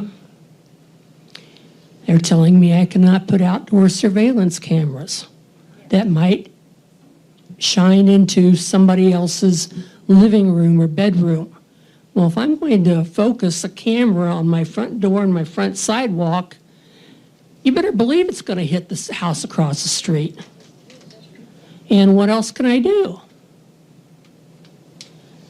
As far as the utilities are concerned, the water service carries a $10 base charge, even if there is no actual usage. So they're charging me $10 a month, even if I'm not there and I don't use a drop of water. Same thing for sewer service, a $10 base charge, whether or not there's usage or not. And then, of course, you have your rates for 1,000 gallons, for the water and for the sewer. It starts to add up. Now, I'm not going to stand here and say that I can't handle this, because I can. But there are many people in that park that cannot. And to see them build their life's dreams and then have it ripped away from them is absolutely disheartening. I was told on the first day of the meeting, well, let me back up. I was sitting at my computer on a Tuesday night in my dining room, and I saw somebody come up the steps and then leave. I found out that they had stuck a rolled up piece of paper in the door handle of my front storm door. That's how I found out about the sale of the park and the lot rent being changed, and you had to be at either the Thursday meeting or the meeting the following Monday. So we're talking less than 48 hours notice. Okay, so I went in, and like you've heard, it was pretty chaotic. Lady called me into the office, and she said, okay, now I need the copy of your title. I had it for her. She goes, now you need to sign this lease. And I said, I'm not signing anything until I take it home and read it. Well, you have to sign it. I said, I will bring it back after I read it. She goes, well, you have to have it back by Monday, or we can evict you. And that's the kind of people we're dealing with. And I don't think that that's the type of people that we want doing business in our community. Thank you. Thank you. Thank you.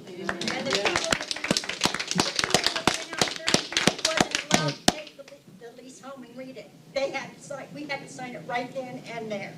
We didn't get a chance to read it. That's what I was going to bring up. So they drop it on. Can you come up here? I'm sorry, will you please come up here? Yeah, no problem. We've got to have it.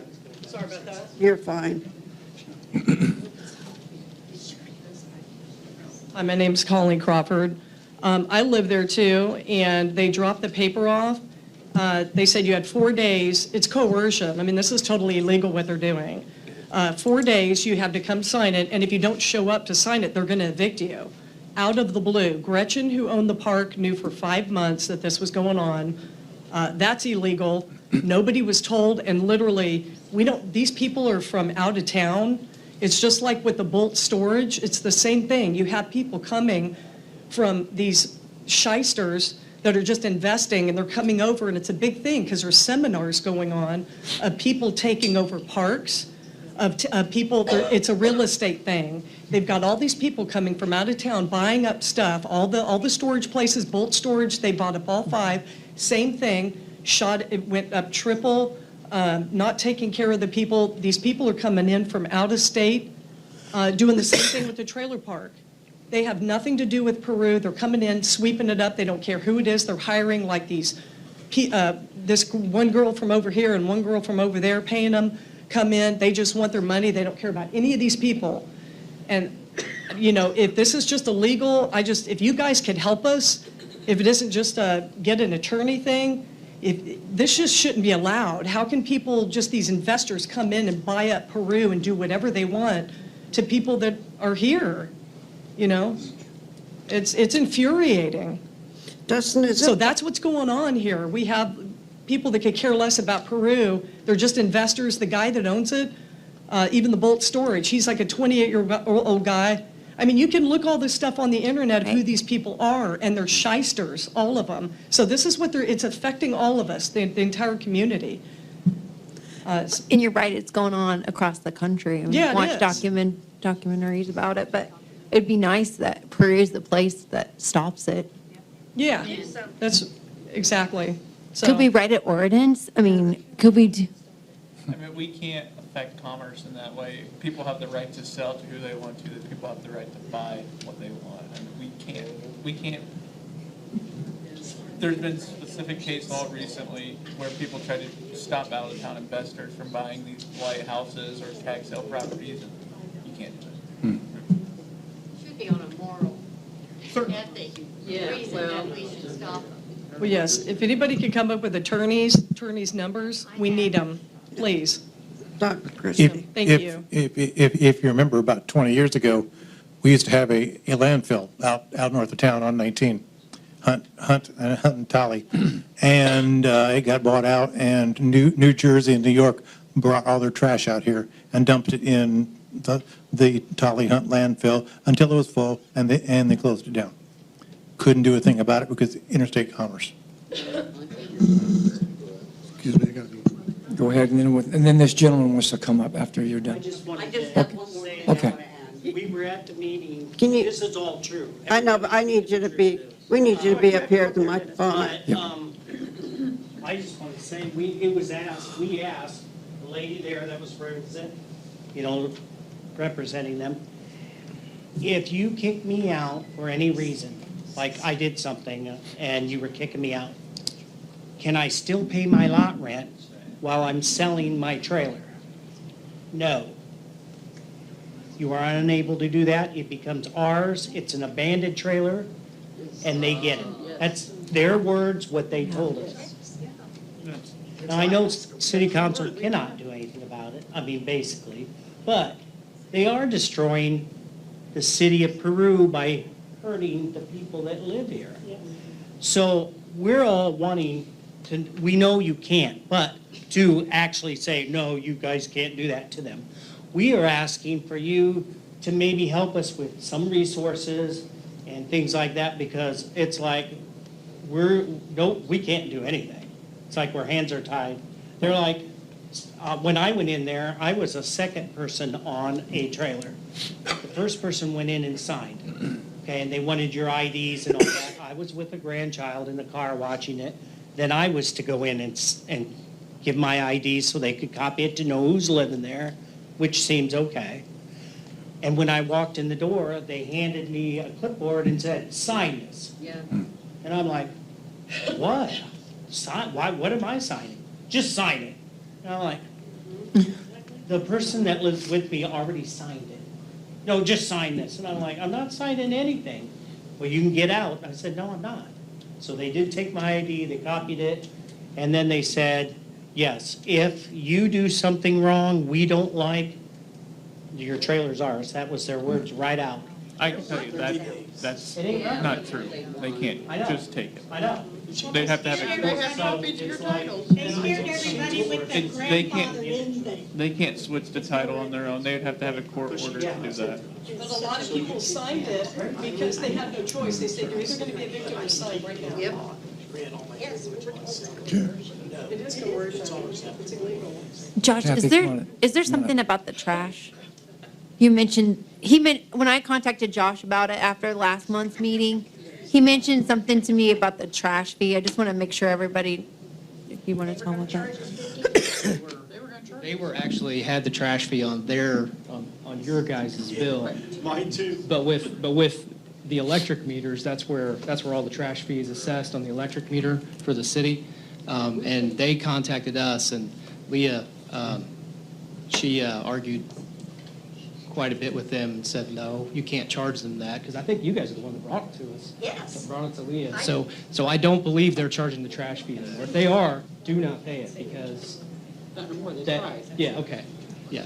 And that's one thing, I mean, I know it's a little thing, but that's one thing, is like, when you bring it into the light, and you talk about it and you let people know, I mean, these are small things, but, I mean, maybe they won't be as bold to do some of the things that they're planning to do if they know that we're keeping our eye on it. Certainly.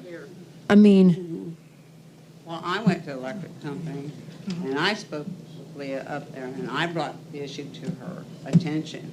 And she said, Kathy, that's what we do. right. We're the city. We come through your park, we pick up your trash, and they cannot charge you an additional amount for what the city already does.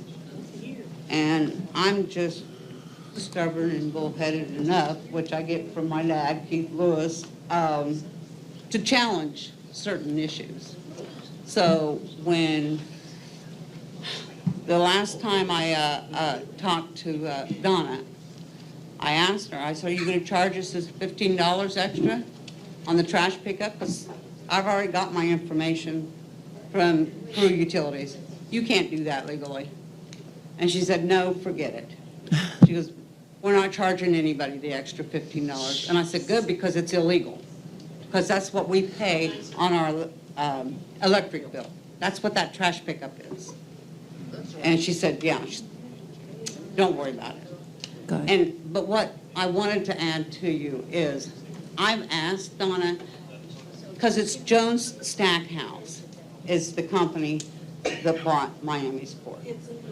Donna Redmond and all the other men and women that were in the office, they said meet and greet.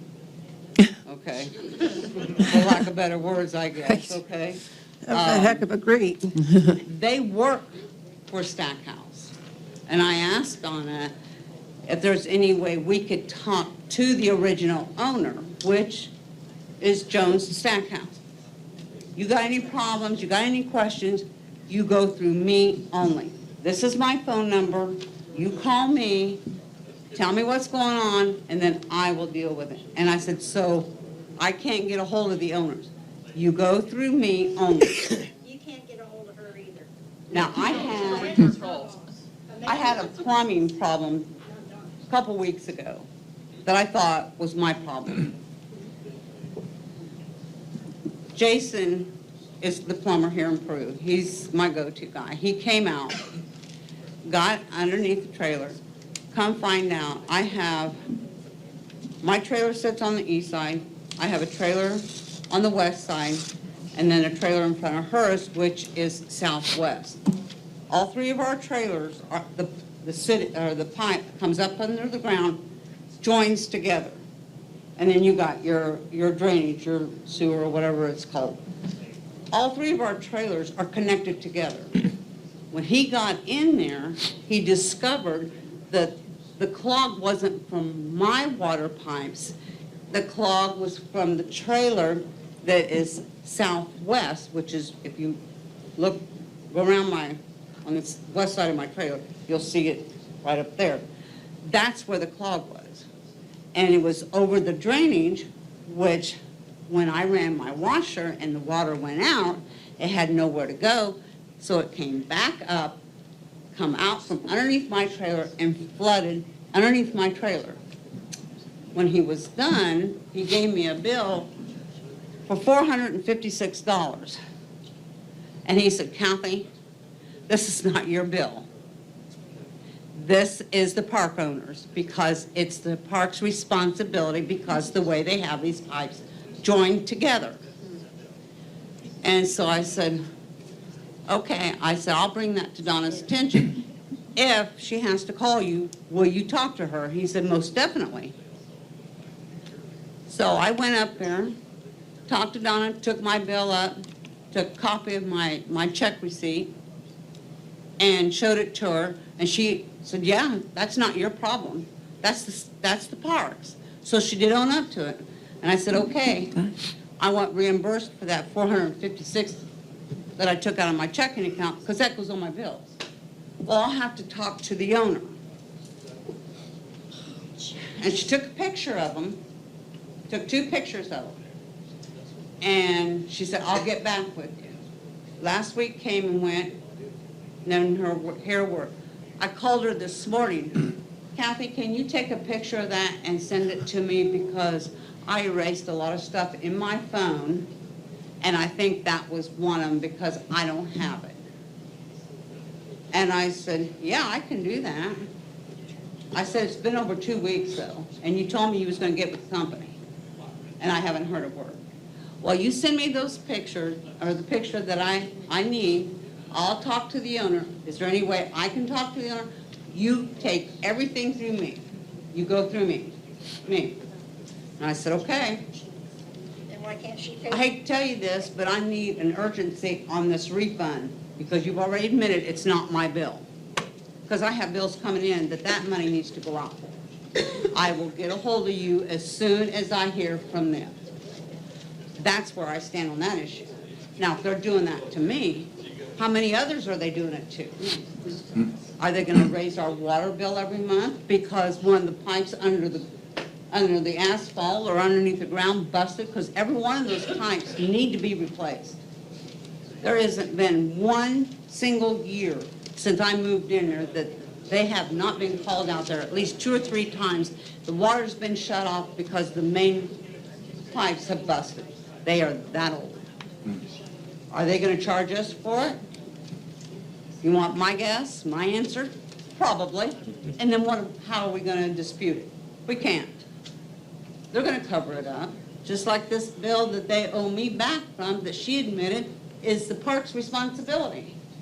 Because she told me, well, why did you pay it? And I said, somebody had to pay it. Well, why didn't you call us?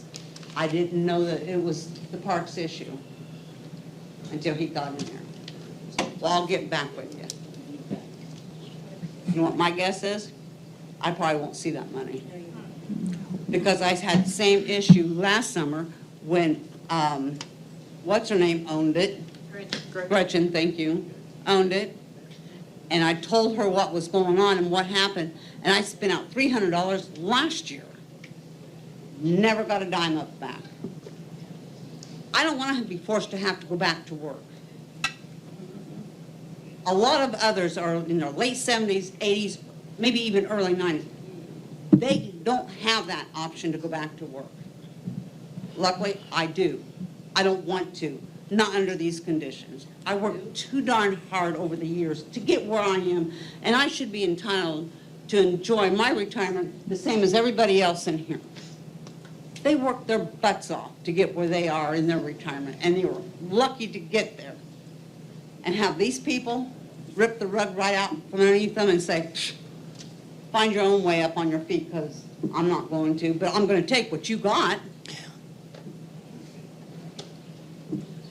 I'm sorry. I didn't mean to keep going on, but I just wanted to let you know. Yeah, it's good to know. We can't talk to the owners, which is Stackhouse. We have to go through Donna. Which that's one of the reasons I think was listed on why they had an F from the Better Business Bureau, right? Because you can't get a hold of anybody, right? Right. Sad. So you just can't give up, you know? I hope we can get a miracle somewhere. I put it in God's hands. And I know he's going to hear all of our prayers, all of our discussions, and we are going to get a blessing out of this. I just hope and pray soon. Yeah, me too. Stephanie, come on. Come on up. I know y'all are ready to close this out, but I just wanted to say real quick. Stephanie, we'll stay here as long as people want to talk. That's sometimes people just want to be heard. So the person that helped us with the other individuals here in town, the name of the young lady is Carmen Long. It is out of the Indiana Legal Help and Pro Bono Indiana. The phone number is 765-416-3363. And her email is Carmen, CARMON, .long @probonoindiana.org. So that would definitely be the place to start. And if y'all go in there together, as strong as you came into here together, then you ought to get some relief. Thanks, Stephanie. Thank you. Thank you. I don't mean to be back, but someone had asked me to remind the folks here. In the contract, it had said that the landowners feel that they own the property, your home. So if they want to come into your home and inspect anything, they have that right to do it. So I was told, please remind these people they do not have to let them in. So tell your neighbors and such that that is not legal and that you own your own home and they do not have the right to come into your home just because they want to. So we just wanted that message out. They don't have keys to your home, do they? They have a Okay. title. Well, they may Yeah. have a title, but they can't sign that without it They can being, coerce you. well, yeah, but without a key, they can't get in. Thank you, Janice. We have to open the door to find out who's there, and they can push us aside to go in. No, they You don't can't. have- Not legally. You- They can't yep, legally, you- but they couldn't do legally do what they did. You don't have to let them in as long as you own your own trailer. Call the police. Yeah. We have some, yeah. Well, We have some really good law enforcement officers in this city, so. Any other comments from the audience? I just want to wrap, I didn't even get my paper. My paper had flown out the door and was down the road. Oh. There was 3 people that happened to, because they were snuck in the door like a kid's note Right. at school. It's crazy. Yeah, my paper wasn't even stuck in the door. It was laying in front of the porch, and as windy as it was, the wind could have just blown it right away. It was just in a plastic bag, and it had 18 turnpile on there. And I never used my front door, but for some reason, the sun was shining, and I wanted to have a little sunshine in my home. And I saw something laying in front of there on the cement, and I thought, wow, what is that? And picked it up, it said 18 turnpile. So I opened it up, and it was a bill for what I was supposed to own, and then it had the water paper to go with it. And I wanted to go to the office because I didn't know what to do with it, and it said that you couldn't come in unless you had an appointment. And my biggest thing was, I have lived there for 27 years, and I have paid by check. I'm old, I don't have a computer, I don't want a computer, and so you had to pay it through the computer, or you had to pay it by through the cell phone, and I didn't want to mess with that either. Or you go to Kroger's, and you got to pay a penalty of $4 to pay your lot rent. And you had to pay cash, so you had to go to the bank, get the money out, go over to Kroger's, which is a bad thing because they're going to say, oh, wow, the people are going to pay rent there. All those old ladies going to Kroger's, we got to go and catch them and get money for them. That's not a good thing. So then they had what is called a debit, that you could pay by debit, but you had still to pay $4 punishment paying by debit. So I was so frustrated because I paid my lot rent 27 years with a check, and all of a sudden I couldn't pay. I didn't know how to pay. So I did finally set it up through my phone, and I opened up a bank account just for the lot rent. So if they would go in there and if they wanted to take some, they just could take the money out for the lot rent. And then I got this bill that I didn't know what to do with, and that scared me. I thought they were supposed to take it out. And I guess when I kind of came down, it was a receipt from the months before that I paid, and then the months that I had to pay. And it hasn't cleared, it hadn't cleared the bank yet. So, but I think they got their money now, so. I would like to mention to everybody, Frustrated. do not pay online by credit card, because they'll sock you with a $10 charge. Oh, yeah. And don't be late because you got a $50 charge and $25 to pay late. Yeah. Yeah, if you pay your rent past the death of each month, it's a $50, it's the late fee. She set mine up, she set mine up. Matt, could you come up just for a moment, please? And then we're gonna need to, Thank you all for coming. yes. Thank you. Thank you. Yes, thank you. Miles, Mayor, I'm sorry, if Matthew were to call and get an appointment with you, would you? I'll sit and talk with him. I beg your pardon? I'll sit and talk with him. Okay. And I'll give you his number or he has a card. Absolutely. Yeah, I would like. Hey, guys, hold it down with it. We're trying to have a meeting yet. You're going to talk outside, please. And to echo what you both said, yeah, items certainly, I mean, they brought 60 years of experience here the other day, and they are on this one. Chelsea is out on visiting this site more than I think I've seen her visit any of the sites that I work on. There's definitely a priority for them. But this, we would provide that assurance. There's going to be a lot of information in that next report that comes out. When that remediation work plan ultimately comes out, you'll have 30 days to issue any comments you want, and we can be as involved as you guys would like. You can tone it up, turn it down, whatever, but we're not here to make it a bigger issue than it is, and I think that's the big takeaway.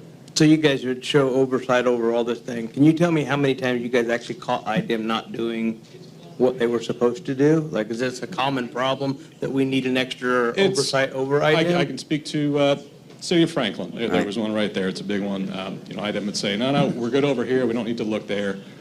But we continuously pointed them in the direction of, no, you do need to look at these sewers or, what have you. Ultimately, they didn't do it, and we ended up going out and collecting samples. We did find contamination out there, and that opened up the window for additional work. Now, we didn't then go on and take things from there. It was just, we advocated on the city's behalf. We did point out from a technical standpoint that they were missing something, and it did end up being a big issue that had to be addressed. So it's not to say we're here to make more work for ourselves or anything like that. It's just to be here for you guys, because we know sometimes that extra level of assurance is what it takes to know that IDEM's definitely going to review this stuff. ERM's going to do a good job putting a report together for Schneider, but we're a third party. We don't really have skin in the game there. Yeah, I really encourage everybody on the city council to call the chief of staff or Mayor Franklin. I think that that person would be very, very helpful, so, in helping explain. We'll be in touch. Thank you very much. Have a safe drive back to Indy. Thank you. Anything else from the audience? Anything else from the council? Nope. Move we adjourn. Up for adjournment. Circus Band fundraiser is this weekend. This community has supported it for 63 years, and it's a great thing. It's a fundraiser at the Manicor this Saturday evening, and I think it's spaghetti. Yeah, the meal starts at 4:30. And then they're going to have music from 6 to 10, I think, besides the meal. Okay. I'll make a motion that we With adjourn. that, I move we adjourn. Is that Saturday night, Tom? Well, they already did. You got a second.